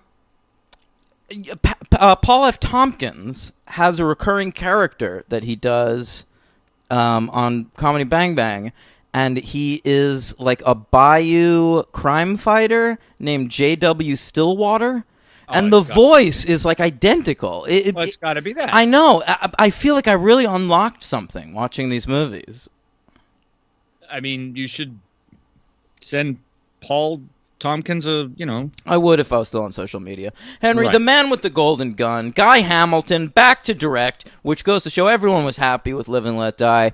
And then we have Tom Mankiewicz back to write the first draft, and Richard Maybaum, who wrote a lot of the early Bond movies, came in, did some rewrites. He sat out of the last one because he was disgusted with the idea of Bond interacting with black people. No, really, he said, like, drugs have no place in a Bond story, like, whatever. By the way, we didn't bring up Yaphet Kotto's plan with the drugs is so good and so smart and would totally work. Actually, you're right, and it's actually, I have to say, I'm glad you brought that up really quick, because it is one of the only things about Live and Let Die that is cool and isn't repeated again for like maybe until License to Kill. Is that this is one of the first Bond movies that isn't about like world domination. No, it's not low some guy stakes, with a giant- baby. Yeah, it's not like a giant laser destroying, or controlling the Earth. It's really like a big. But the plan is wild. It is wild. He says that he's I guess he's making heroin in like a huge lab or whatever, which Bond blows up eventually. But the heroin, he's gonna give it out to people for free. And so he wants to create heroin addicts, and then when there's enough heroin addicts, and first of all, because of the free heroin, he's gonna push out all the other drug dealers. They won't be able to compete because it's free. Correct. All right. Yep. So he has a monopoly on heroin now, and then he's gonna jack up the prices so that all the heroin addicts are jonesing. Yeah. It's brilliant. It's simple, but it's pretty brilliant, and he's got 2 tons of it, which sounds like a lot of heroin to me. Yeah, you better believe it. All right, The Man with the Golden Gun. Let's talk about it. That song is fucking trash. I think it's all right. It sucks. Lulu's The Man with the Golden Gun. What did we rate that in our rankings? Whatever I rated it, it wasn't low enough. I think it's fine. It is so bad. Listen to this. Albert and Cubby Broccoli, the 2 Broccoli boys, at this point were taking turns producing the movies, which is such a shitty, stupid idea, and it's what Modern Family did for 11 years or whatever. Oh, they were eccentric fellas, that's for sure. So it was Albert's turn this time, and he had submissions, Henry, from Elton John, Cat Stevens, and Alice Cooper. Okay, Alice Cooper would have been amazing. His Man with the Golden Gun song actually appeared on an Alice Cooper album later on. You can hear that? Yeah, that's available to listen to. I haven't heard it, but I didn't know he actually wrote it. Yeah, no, I think all of them did.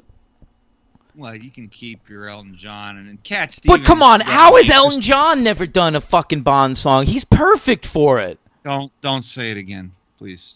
He's perfect for it, dude. Like No, Tom he's Jones. not. Yes. You're comparing Elton John to fucking Tom Jones. Very much so. They are cut from the same cloth. They don't write anything like alike. I mean, Elton John would be some ballad. No. Bond. The Circle of Life. No, Elton John has fun shit, man. He'd write like Saturday Night's All Right for Fighting or some shit. It's too, I don't know, it's too trinkety. It's not brassy enough. He'd have brass. You're It'd be like that dude who did the Spectre song, which was horrific. Sam Smith. Yeah, All worse. right. It'd be worse than that one. This is All worse right, than you're that right one. though, because Elton John was huge, and it's surprising that he didn't. He get- chose Lulu, who wrote this shitty fucking song. I wrote one line from the song, which blew my mind. They're great lyrics. There's one lyric in the song. Who will he bang? We shall see.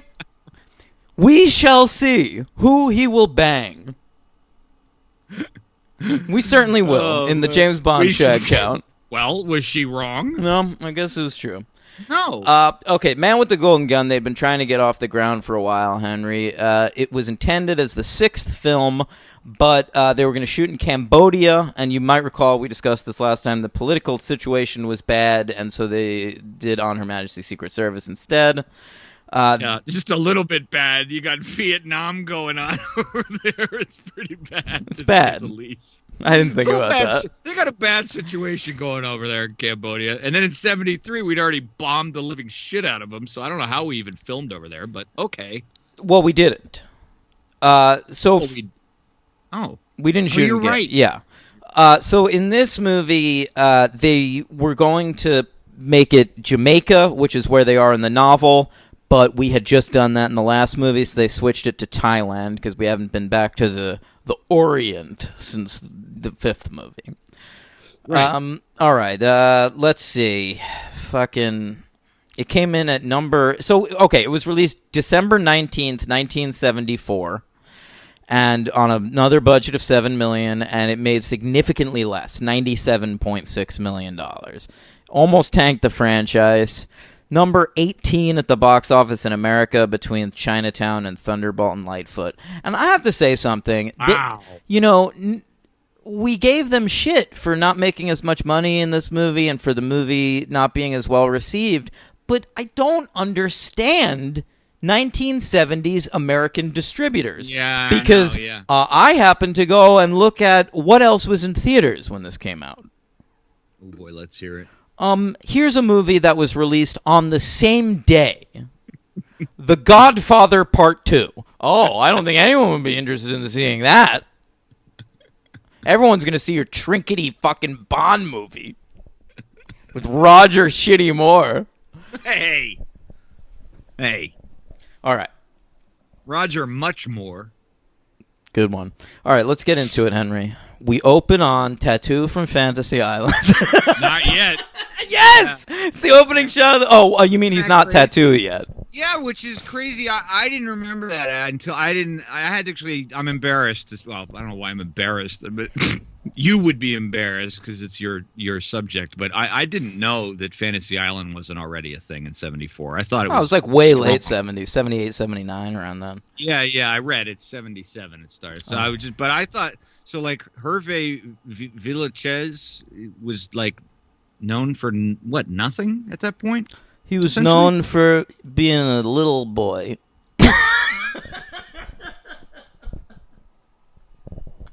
I mean, well, I was trying to figure out what to say. They call him a midget 1,000 times in this movie, but I mean, Bond even says, "I've never killed a midget before, but perhaps that's about to change as I kill you, you fucking stupid midget." That's like what the tone of the movie is. They edited out that line from Roger Moore. R.I.P. Hervé Villachez. Are you referring to the time he shot himself in the head?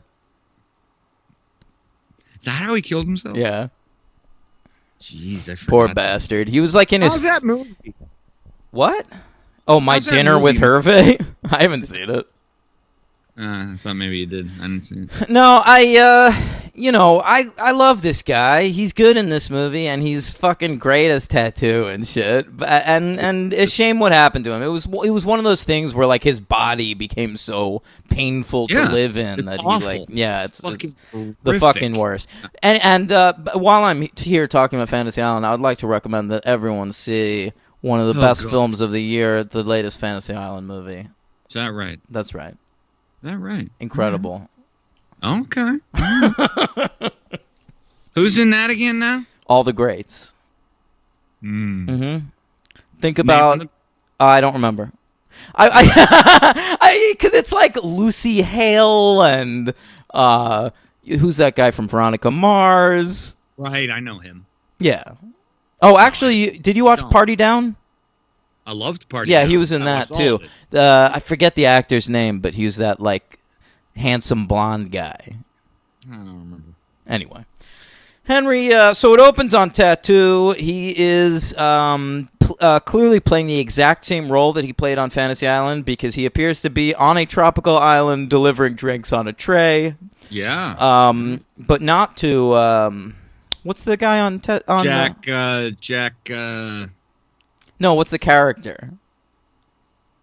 Oh, I don't fucking remember. What's the man. character on Fantasy Island's name? This is gonna drive me insane. I thought it was.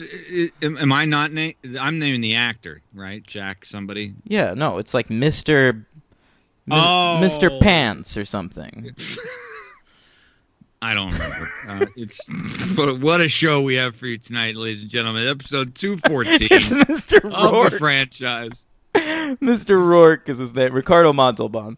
Ricardo Montalban. Who am I thinking? I'm thinking of the Hawaii Five-0. Jack Lord. Thank you. Jack Lord as Mick something. You better look it up and wait. your God time. damn it! All right, I won't look that one up. McGarrett. His name was McGarrett. McGowan. High Fidelity fans. I know. All right. No. Okay, so Christopher Lee is our villain. His name is Scaramanga, so definitely Latino, and boy does he look it. And Italian, but is that an Italian name? yeah. Well, he looks that too. Now, he goes on a bit of a sojourn into a dungeon where he practices with his fun golden gun. It's a red room where he has a gun duel with Tattoo overseeing, and then there's a robot cowboy that comes out, and he shoots that, Westworld. And a robot chicken. And it's the guy who's And a having skelly. duel There's like a glow-in-the-dark skeleton. Yeah, and the guy he's having the duel with was in Diamonds Are Forever, playing almost the exact same role. Did you recognize that too? No, I didn't. But Very distinctive look. Yeah. But then at the very end, he shoots a wax Roger Moore. Roger Moore. And then we get the theme song, which sucks. And so do you want to talk about Scaramanga? He's going to be like this. Yaphet Kotto is the villain in the last one, Right. but we didn't spend a lot of time with him. I feel like in No. this movie, we're trying to build Scaramanga into like a Goldfinger or into a Blofeld or into a Dr. No. And I read that the original draft of the script by Mankiewicz or whatever, however you want me to pronounce it. I don't give a shit. He really tried to like play up the relationship between him and Bond. He and Bond, like they're two sides of the same coin. Like they understand each other. And there's a little bit of that in the movie, but apparently it was a lot more in the original script. Well, I like that, and I actually. This is one of those ones I've seen a lot, but not because I necessarily wanted to. It just used to be one of the ones that played a lot. Probably didn't cost as much money. to air it. Yeah. But I do think, and I'm not, like, I know we have a few fans who are, like, really big Christopher Lee fans. Of course, because he's been in a lot of nerdy shit. All you fucking nerds love Christopher Lee because he's the only motherfucker to play Dracula, and he's in Lord of the Rings and Star Wars. That's why you like him. Oh boy, that's a good point. I'm gonna refer just to fuck with you. I'm gonna refer to him as Count Dooku for the rest of the podcast. What's his character's name in Lord of the Rings? I don't fucking know. Zalgan. You want me to look it up? Zalgador. Probably. Zalgador. Take a guess. What do you want to say? What is his name? In Lord of the Rings? Yeah, in Lord of the Rings. Zalgon. Zalgon? Zaldor. I want to say that it's at least 3 syllables. Okay. Trobadong. I have it. His name is Saruman. Oh, I had the S a little bit right. Yeah. But all right, getting back to Christopher Lee, Count I have Dooku. to say though, he's a very good Bond villain. That can't be denied. Look, he's a good Bond villain in as much as you've got Christopher Lee as a Bond villain. But if you really think about the Scaramanga guy as a character, he sucks. He's laughable. I don't know. I mean, the movie is not a solid. It's a mediocre movie. Let's put okay, that out Henry. there. Describe for the listeners his origin story. This reminded me of Dr. Evil. Uh-huh. I was raised in. He was raised. All right, listen, everybody. It's important. He was raised in a circus where his only friend was an elephant. Mm-hmm. He only loved guns. Yeah. He saw the trainer mistreat Dumbo once, so he shot the trainer between the eyes. Right. And why was he a great shot? I don't remember that. Because in the circus, that was his thing. He was like a trick shooter. All right. What do you want? What does he have to? What does the guy need? A fucking Gore Vidal to write his bio? Who gives a shit? I mean, maybe stay out of the circus. I'm not sure circus villains are great. But what I like in this is something that we got in Dr. No, and we got in with a lot of the repartee between Bond and the villain, which is where Scaramanga always wants to equate himself with James Bond. Like a lot and of Bond villains, doesn't give a fuck. That dynamic I always enjoy. I do too, and Roger Moore does a really good job of that. He's good at that. And okay, like, even but when they're sitting. Connery and Christopher Lee. You know, I read that Ian Fleming had wanted Christopher Lee to play Dr. No. Yeah, I read that too. And that would have been awesome. It might have been. I agree. It wouldn't have been bad. But the guy they got to play Dr. No. No, I'm nothing against that dude. But I'm just saying, like, we're too late. Yeah, we're too late with Lee, man. Like, we needed him opposite Connery. Their energies would have matched. That like, would have been cool. In this movie, because Moore is such a fucking dullard, I'm like, I just think, like, I'm on Scaramanga's side most of the way. Oh, no, you're not. A little bit. Him to... I kind of want him to kill Bond. It's so fucking twisted. I love the golden gun too. That part of it's cool. It's a lighter and a pen put together. I'm sure the accuracy. But it looks cool. You know, but you know what? Part of my love for that probably comes from the GoldenEye video game again, because that was one of the things you could unlock, the golden gun, and if you shot somebody, it was the only weapon in the game where it was instant kill. Okay. Yeah. All right. That was. See, you're interested in that? You're dare I say you're almost adorable with your love for this video game. It's endearing. It's very endearing. You're speaking of. You have no idea how big this game was at the time. Yeah. When did this game come out? Around the time of the GoldenEye movie. So 95, 96. Yeah, and it was huge. It was such a major game. Out of playing video games. I was only a couple of years out of playing video games. What system was it on? Nintendo 64. I didn't have that. I was a Genesis. I didn't either. I never had a Nintendo 64 until like I was an adult and I bought an old one. Well, actually, I didn't. Katie got it for me. But I don't know. I just everyone had this game. Like when I was in junior high school, if I was at a house, if I was at any of my friends' houses, eventually we were playing GoldenEye. Yeah, okay. Yeah, I have no connection to the game. I mean, my games were I'm much older than you, as you I know. This is an easy setup for you there.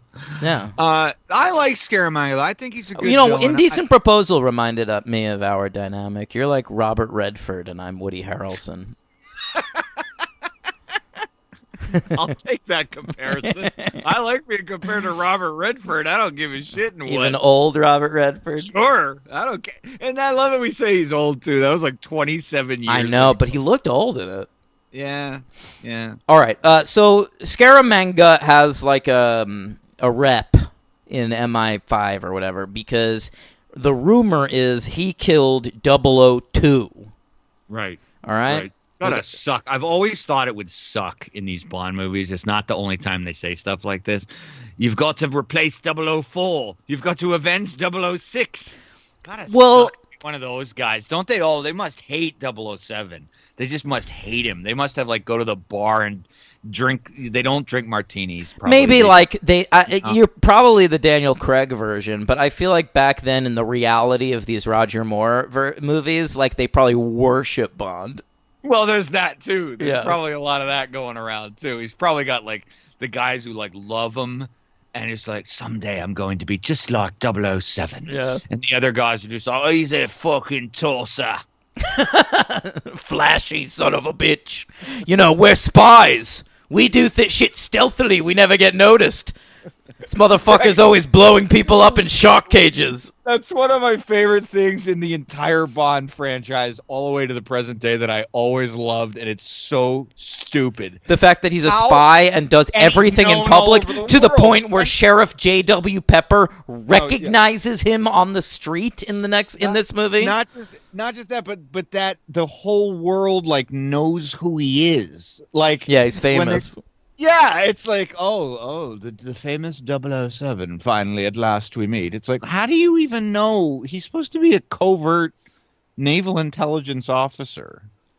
I mean, he's gazing at navels. Am I right? You better. Oh, well, let's get to it. Okay, so they need the bullet that killed 002, and they track it down to a belly dancer. Yes. I don't really understand why, but we do. And the belly dancer once knew Scaramanga, and now she wears the... Am I getting this wrong? Yeah, she knew 002. Two. Okay. But And she... he got Oh, killed. that's right. She says her. that the bullet, like, went through his head, and then she, like, grabbed it as, like, a good luck charm. I don't know. melted it and put it in her belly. Yeah, she's a little sick. Yeah, she is sexy, though. And so she's Yeah, got they're that... in Beirut, by the What? way. They're in Beirut, which I didn't remember. It's an odd location. So she's got the bullet as a belly button ring. Yes. And he's like, hey, let me get that ring. And she's like, why don't you fuck me for it? And he's like, sure. So Obviously. he's going to fuck her. And then he starts to, like, drop down. So he's going to, like, go down on her and shit. But, like, so he's just kissing around her belly.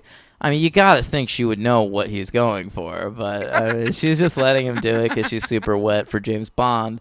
And then... He knows who he is, too. Yeah. And then somebody, like, knocks into her or whatever. Like, a big fight breaks out. Fight breaks out. So, I have to say, interrupted shag. Interrupted You're shag right. doesn't count. Doesn't count. But he would have fucked her. He would have doesn't count. But you're right. We don't count those for ourselves. He's the one that got away. Sure. I still think Trench is the one that got away, man. Oh, from Sylvia Trench. I know the name. Which one is that? Which two is that, Henry? Is she she's the co-worker, right? Like the agent? No, man. They're just pals, I think. She's in, I think, Dr. No Anne from Russia with Love. Yeah, Connery's sitting on a bench with her in one of them, and they're like kind of... They're dating. They're dating, right. Yeah, wow. Well, and really the one that got away is his wife. I forgot about that. His wife that got murdered. I mean, if that's... I love that J.W. Pepper is in more James Bond movies than James Bond's dead wife. She is referenced in a couple of movies that we're going to get to later this on. period. Yeah. All right, what happens? He swallows the bullet, and then he has to shit it out. You said that earlier, and did I miss that? He puts it in his mouth. No. He doesn't put it in his mouth. It gets knocked into his mouth, and he gulps and swallows it. I don't remember that. Is that in the same scene? He lifts it from Yes, her. he doesn't In the lift fight. it. No, his mouth is right near her belly, and she gets like knocked into, and the thing comes out, and goes into his mouth. Jesus Christ. I didn't, I think in the melee, that sounds so absurd that I must have just never thought that's what actually happened. That's what happened. I thought he just swiped it in the middle of the fight. Hell no, he swallows it, and then he's got to sift through his shit. This is off screen, of course. So he's monitoring his own shits and sifting through them, and then he brings the bullet to MI5 so that they can see, and they trace it to Thailand. I hope he cleaned it for Q.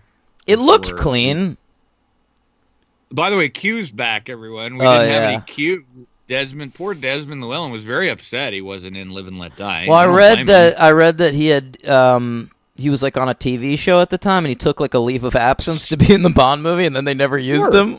Yeah, that's kind of fucked up. They were trying to cut down on the gadgetry, which is I'm fine with that. No, I agree, because they do overdo it a lot. But, Q is fucking great. Anyway, it's nice to see him again. And I felt bad for him. It's his main game. If I never saw Q again in another Bond movie, I don't think I'd notice. By the way, can we talk again really quickly? We didn't bring him up one time yet on this whole show.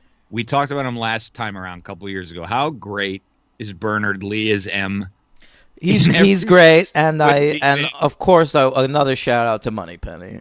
They're both great. Yeah, they are. The two of them, and I just love Bernard Lee, man. Oh, man, he's so good. Funny. Such a dry, clever... I mean, he really classes up the joint. He does. He's great. I love him. Yeah. All right. So he goes to Thailand or whatever. Yeah, right? It's Thailand. Turns out it was Maud Adams who actually sent him the bullet, not Scaramanga. That we didn't even mention that. That doesn't come up for a while, man. But we didn't even mention why he does all this. He's given a bullet, is delivered to MI6 headquarters, says 007. Right, so he assumes that Scaramanga has a hit out on him. But he doesn't, it turns out. No. So Bond in Hong Kong follows Maud Adams into a shower at first, of course. She's sort of like the bullet middleman, where she like takes bullets from the bullet manufacturer who makes them in gold. We meet him for a scene where Bond threatens to shoot him in the dick. And then... And then she takes the bullets to Scaramanga. So Bond wants to know this woman because she knows Scaramanga. She knows what he looks like, which nobody does. And that's very exciting, Henry. So he follows her into the shower and tries to fuck her. Very important. And he does manage to get some information out of her. She sends him to a club called the Bottoms Up, baby, where naked Chinese women are sitting at the center of every table, ready to serve you, baby. I have my pen again still. Where was that address? In Thailand? Yeah, you're going to Thailand. You haven't left New Jersey in 5 years, but you're going to Thailand. It's like a $200 round trip. So Maud Adams is also in a sexual relationship with Scaramanga. I did not appreciate the scene where he rubs his golden gun all over her face. Yeah, it was creepy. Yeah. Mm-hmm. Oh, what's his distinguishing feature, Daniel? Oh, he has a nubbin. So he has a third nipple. Pretty bad. Which is affixed using terrible makeup. And which later on, Bond tries to pass himself off as Scaramanga by wearing a fake nipple. He does meet one of the best named, I guess you'd call her not really a Bond girl. I mean, she is a girl and she is naked in a pool. Her name is Chumi. Oh, okay. Yes. That is soon. Yeah. Well, we could talk about that in a second. Please. First, he goes. I just wanted to because one of the only two scenes that I thought really worked for me in the entire movie. One of them was on that sort of half-drowned ship. Yeah, that's really cool. Ship. Yeah, and MI5 has like built a headquarters inside where like everything is built to be straight on a slant. You know, very cool idea. Yeah. That's very cool. That's what you want. See, that's some fun spy shit.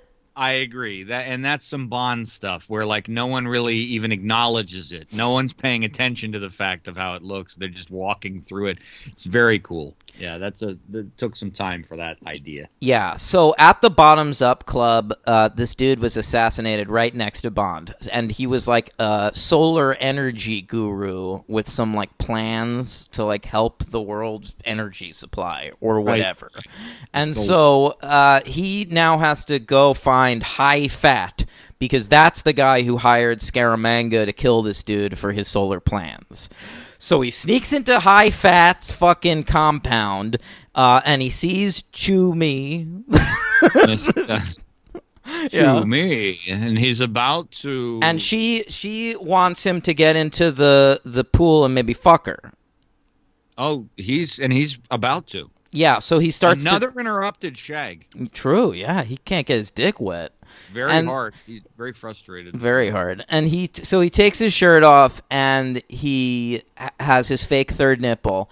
And just as High Fat is about to kick him out of his compound, he sees the third nipple and he's like, "Oh, excuse me, Scaramanga."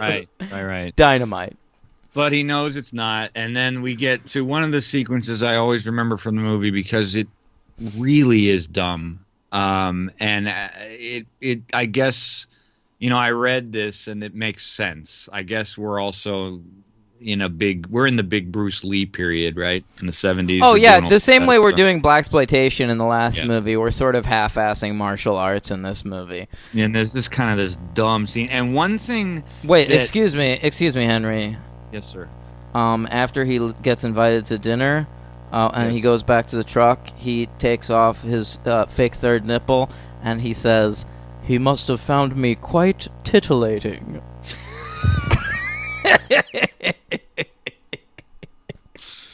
Jesus Christ. You know, and it's one of those things where this is the stuff in these movies that isn't good, because one of the things that Roger Moore can't do is convincingly fight. Yeah, Roger Moore has a hard time convincing you that he can fight or say sentences or deliver dialogue. That's not fair. Or be anything other than suave and calm. Well, you know, there's not that many requirements. He never seems remotely... I mean, like, I feel like there was danger in the Connery bombs.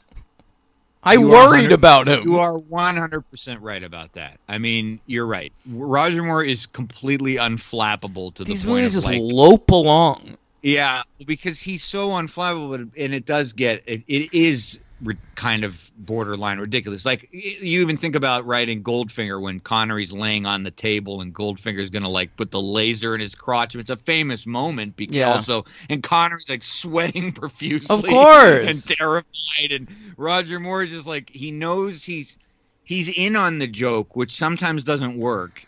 But his physicality is just, it doesn't work, because even though you wouldn't believe Sean Connery in a martial arts fight either, he's so fucking big and burly that like he's intimidating. But Roger Moore in a dojo is just it's gotta be where he's attacked, gets his judo chop. Oh, I guess so. Gotta be. But he doesn't even do karate, really. He gives a sumo wrestler a wedgie. Yes, he does. He grabs his ass cheeks. He really does. He grabs him by the butt. Unpleasant visual, and then gives him a wedgie. And then in the karate school, he just seemingly quite easily. Although that was funny. I always liked that moment, and I remember that when the guy bows to him and he kicks him in the face.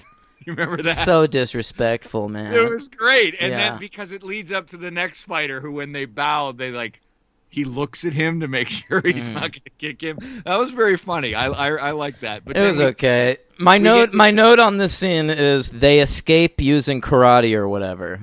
With two girls who kill the entire dojo. Oh, right, because he's with like a buddy and he's got like his nieces with him. He's like the Chinese Felix Leiter. Stupid, man. I kind of did like that dude, though. He was cool. Yeah. I liked him. He actually looked like a good actor, given nothing to do. But seemed like it could have been a character if they decided to write him a character. Yeah, he's a sidekick. He would have been a cool sidekick, you know. Yeah. I don't know, but... Okay, so JW, let's talk about it. Because Bond at this point gets a propeller boat, and we get a boat chase through the canals of the city, and we run into JW. And I thought when we saw him that we would literally just be like, get a pass by. No, Like, yeah, we see him on like a that's boat okay. at first, and I thought Right. it was just gonna be like a cameo, like, hey, that guy. And no, it's not. We get to hear him yell, pointy-headed bugger. Goddamn little brown water hog! Try that in my bayou, boy. Oh, well done. If you got those pointy little heads out of those pajamas, you wouldn't be late. Pointy head. And then an elephant tries to touch him with his trunk, and he says, "Cotton picking schnoz." Also, at one point, his wife picks up a statue of an elephant, and he says that it does not like elephants because of Democrats. She says, "Oh, look, JW, it's an elephant." And he goes, "Oh, come on, Doreen. They're Democrats." Elephant is the Right, Republican. right. So he's trying to say what? He's trying to say, Okay, but then an elephant pushes him into the canal and, like, face first, and I'm like, that's great. right. And if that was the last we saw of him, not great, but Not great, but okay. fine. Right, enough. Yeah. But no, he comes back. Okay, next, who do we have? Goodnight? We haven't talked about her.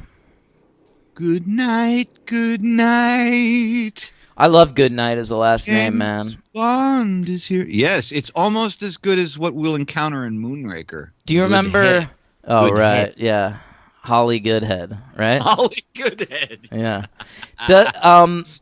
Does he... Oh, what was I just going to say? A good night. Oh, do you remember the Luke Perry movies where he played a character named like John Goodnight? Luke Perry movies? Okay, they were straight to TV movies. Luke Perry wrote them and starred in them, and Jason Priestley directed them. I shit you not. And they were all westerns, and he played a character named like Sheriff John Goodnight, and the first one was called Good Night to Justice or something. Oh my. Oh my. I imagine it's on like the same level as Justified, probably, right? It's better. So they so he loves Goodnight. Goodnight's his like co-agent in this one, his sidekick. She is just a horrible shitbag. Just this annoying dumb shit piece of trash with like, you know, just like cannot act. Gorgeous. Just fucking gorgeous. The most She's a spy. She's a spy, folks. Yeah, she is so bad, dude. Denise Richards is better than this. I don't remember. I mean, I don't think so. I wouldn't say that. I would. Britt Eklund at least has, you know, that thing going on. You want to fuck her? No, what? Never. No, but, She looks very international, I guess. I mean, she gets a lot of shit for this. It's probably rightly so. She's not a good actress. She's very bad. Playing a very bad character. Yeah, it's an extremely dumb character. I mean, I don't know. When it comes to some Bond girls, it's almost like there's no middle ground. It seems like there's really awesome classic ones and then just really bad ones. So I mean, you know, this is who she is. Outside she's bad. Outside of the hotel, Bond, of course, uses his classic opening line, "What if I fucked you tonight?" And she says, "No, you will not fuck me tonight. I don't want to be one of your passing fancies." And I'm like, That's "Oh, right. I like the cut of her jib." And then, like a second later, they're in the hotel room. Bond says, "All right, let me get more creative. I won't just say, 'Do you want to fuck?'" So he says, "I like your dress. Tight in all the right places, not too many buttons." Right. And so then she's like, "Well, you got me. Let's fuck." And so he even says, like, "What made you change your mind?" And Yeah. she says, "I'm weak."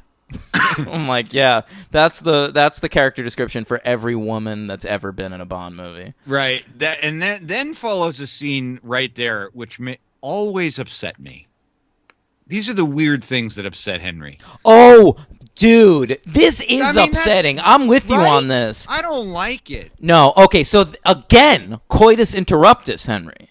Again, yes, you're right. I should make a count for that. James Bond, no shag count. 3. All right. Coitus interruptus. So Maud Adams shows up, like that middleman lady. Also gorgeous, by the way. Yeah, she doesn't do it for me. She does it for me. She looks like Catherine Ross or something. Catherine, no, she does not. Catherine Ross is one of the most beautiful women who ever lived. Okay, Henry. All right. So so she shows up and Bond hides Goodnight in the closet. I don't like it. Okay, which would be fine if they're just having a conversation. Exactly. But Maud Adams says, "I need you to kill Scaramanga. I will never be free of him. You got to do it." And Bond says, like, "Well, what will you do for me?" Huh? Essentially. And she says, and it's so matter of fact. I actually love her delivery of this line. She goes, "You can have me. I'm not unattractive." Yes, she does say that. Yeah. She does say that. It's funny. Yeah, and so basically, they fuck. Well, Goodnight is in the closet. And Goodnight later says she was in the closet for 2 hours. Yeah, right. I love that. Like, Bond could at least, like, come in 2 seconds and be like, "Oh, sorry. Do you really do it for me?" Yeah, and then kick her out, You know what I think? I think that's why I'm not so hard on Britt Eklund. I was joking before when I you said feel she's bad got that for her. thing. You picture her in that closet. I do. I would have kept her company. But the thing is that you know what it is? She's cute. I think she's very cute. I think she's got like a cute personality. I don't think she's insufferable. Whereas I think you probably think she's insufferable. I just think she's bubbly. I think that she is the kind of woman that the old white man writers of these movies would love to date. She is just purely a male fantasy. Yeah, and she doesn't have any exoticism really besides she being has nothing. Swedish. Yeah, she's just like a blonde, but I mean, she's a cute person, but she's not very good. She's fine. I'm sure she's fine in real life. She didn't annoy me. I just think she's like such a nothing character, and I'm just so sick of just people falling over themselves to fuck Roger Moore. I mean, literally, he gets her out of the closet, and he says to her, "Don't worry, honey, your time will come for my cock." Like, I mean, come on. By the way, so that is finally it's time. James Bond, shall we do a shag count? Okay, that's for Maud Adams. This is for Britt Eklund. Well, he doesn't fuck her yet. All right. So. Thanks. But because next we have what I think is the best scene in the movie. Oh. All right. Bond and Maud Adams go to a fucking kickboxing match, which already rules because it's 1974 and they're kickboxing. Yeah, that was cool. And he looks over at Maud Adams and she's just fucking dead. She's got one bullet through the heart and she's sitting straight up. Nobody has noticed. Including fucking Bond. And like that is the one scene in the movie where Scaramanga seemed badass to me. Yeah. Because like he killed this woman that Bond is sitting next to without him noticing, and then when he realizes, he's just sort of like sitting behind him and like, "Hey, it makes no sense for me to be here, but let me deliver a threatening monologue to you." Yeah, right. No, that's like a Goldfinger kill. I mean, that's chilling and freaky. And very cool. And Maud Adams is actually a good actress, so she actually is like somebody you kind of have sympathy for. Yes. She calls Scaramanga a monster, and he will never let her leave, so you're like pulling for her, and then it's too late, man. All right, but then some wacky shit goes down.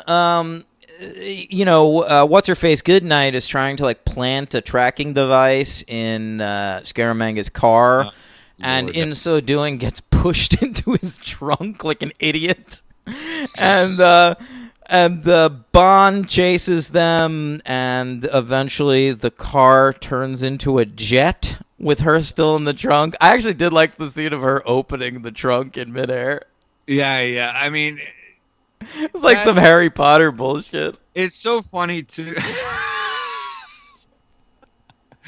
It's so funny too. That I thought Scaramanga was gonna have to fucking fight off the Whomping Willow. You gotta love 1974. No, Like, you don't. the shit that they thought people would think was cool, and probably I'm sure a lot of people did. But it's like that stunt, like in Thunderball, I recall him flying like a monocopter where he's like flying a one. Yeah, FYI, that sucked that's too. cool. No, What? that was not cool. It was. I hated that at the time. It was really lame, It's so much set up from Q in that scene for nothing. Well, that's a good point. But what I mean is, like, in theory, that's a cool idea to do. But all And the this is actual literally cool a gadgets- a Pontiac with plain wings. To me, like magnetic watch is so much cooler than weird flying Because car. it's simple, it can Yeah, save because it his makes life. sense. It makes all sense the- that it's something a spy could carry.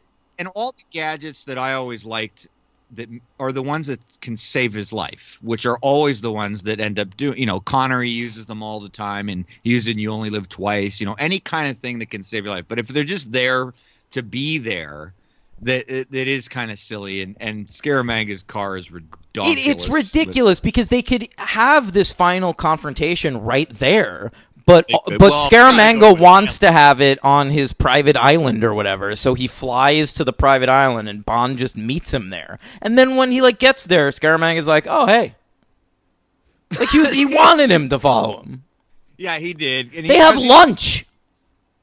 Which I love any Bond sequence where the dinner, I love the dinner sequence. Sure. I always love the dinner sequence. And that's where Bond basically tells him you're a fucking piece of trash. And then, but the real reason is Scaramanga wants to put him into his fun house, right? Because then They go back to that like training facility from the opening Yeah. of the movie so that he can kill him. And of course, I predicted this the second they walked in there. Bond pretends to be the wax statue and kills him. Yeah, he does. And that's given away even sooner than I think you're supposed to And know. it's bizarre that they kill. I mean, Christopher Lee is like the main villain of this movie, like really like the badass of the movie. And then they kill him off with like 15 minutes to go. Yeah. And then like the last 15 minutes are just like Britt Eklund ruining everything and Bond saving the day. She Bond like hanging out. she like they show Britt Eklund like there's like a giant button that says like nuclear holocaust and Right. Eklund like leans over, huh? And her butt hits the button. There's like a close up of her ass just pressing That's this the only button. time in the movie that Roger Moore like loses his cool. He's like, Well, "Good night, good Yeah. night." Oh, I forgot. I'm sorry. I forgot the pun when he killed Christopher Lee. He says, "Flat on his coup de grace." Oh boy, Get Boy, it? you're right about the puns. They're you're right insufferable. about- That is one of the worst puns I've ever heard. Coup Yes. de grace. It's like kind of ass, kind of coup de grace. Very weird. Coup de grace. All right, so they escape on a pirate ship, and they're about to get fucked. They're gonna fuck again, but then tattoos on the boat. So he certainly is. So Bond traps him in a suitcase, which I love. I always remember that ending, and it is so humiliating. I know. I mean, can you imagine Hervé on the set, and they're like, "Look, They have him up in like the like what do they call that on the boat? Like the lookout spot.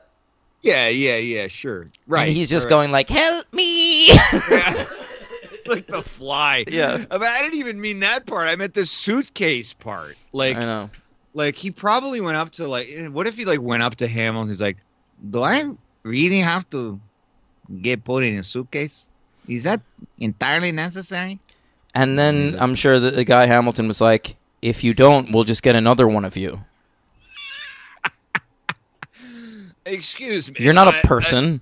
Don't you have to go to the Midget Guild of Actors? We don't handle that, okay? Get in the suitcase. It's a trunk, by the way. If anything, Guy Hamilton just like brought out 3 suitcases and was like, which one do you fit in best?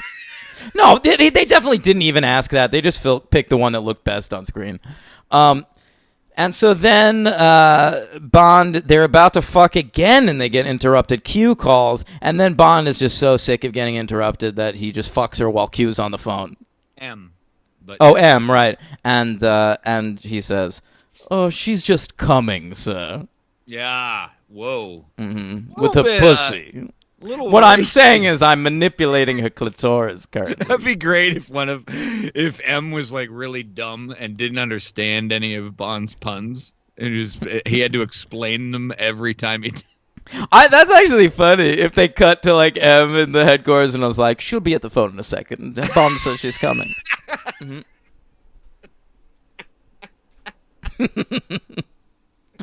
She said good night, but I think it was perfunctory. I don't. She should be in a second. Q, get Money Penny on the line. She wants to say hello to good night. Are you there? Bond said she's coming. All right. What do you give this movie? That's very good. This is the longest episode ever. We gotta wrap up. It's 3 stars. No, it's 2. Who's your MVP? Christopher Lee. Yeah, I guess so. No, I'll go with Tattoo. Who's your LVP? Oh, J.W. Pepper, because he's in there a lot. Of course, he's in there a lot, making a lot of racist Asian jokes. Oh yeah, we didn't even really talk about the part where Bond steals J.W.'s car, and then he's just like in the passenger seat saying racist shit while Bond's in the car chase. I actually loved Bond's reaction, like, "Oh, this fucking guy." Yeah, like, he couldn't believe it, and it mimicked my reaction. Yes, it did. I mean, he's not even amused by it, which is no one is. No one. What's the superhero count? I'll give you the superhero count. We already played the music, so we don't have to go through that. And I would like to point out that he really only shags 2 women. Goodnight and who? Maude Adams, of course. Yeah. Low shag count for James Bond. You know. Yeah, not for lack of trying. No, but his batting average went down. That's for sure. Well, he's busy in this one. I assume Bond goes back and revisits every woman that he fails to have sex with. I would think after the events of Live and Let Die, he went back to that voodoo shop in New York and got a blowjob from the shopkeeper. How many hours do I have between missions, Em? Have Felix meet me at the airport. All right, first one. Britt Eklund. This is a good one. Played Lara Lord-Van in the 1990 Superboy TV show. All right. You could see her on Krypton playing one of them. Krypton?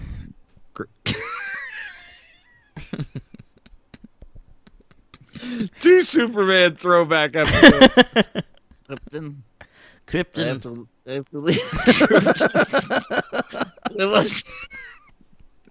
Did you understand that Bond pun? I didn't understand it. Richard Liu, who played High Fat. Yeah. I do my research. He played Cam Chong. Great. In his final screen appearance, Mr. Richard Liu, in an episode, and he went out with a bang, The Incredible Hulk. Great. I'm sure it was dignified. Lou Ferrigno. Is that it? Gave it 110%. Yeah. I'm so happy. What a great episode. Very fun.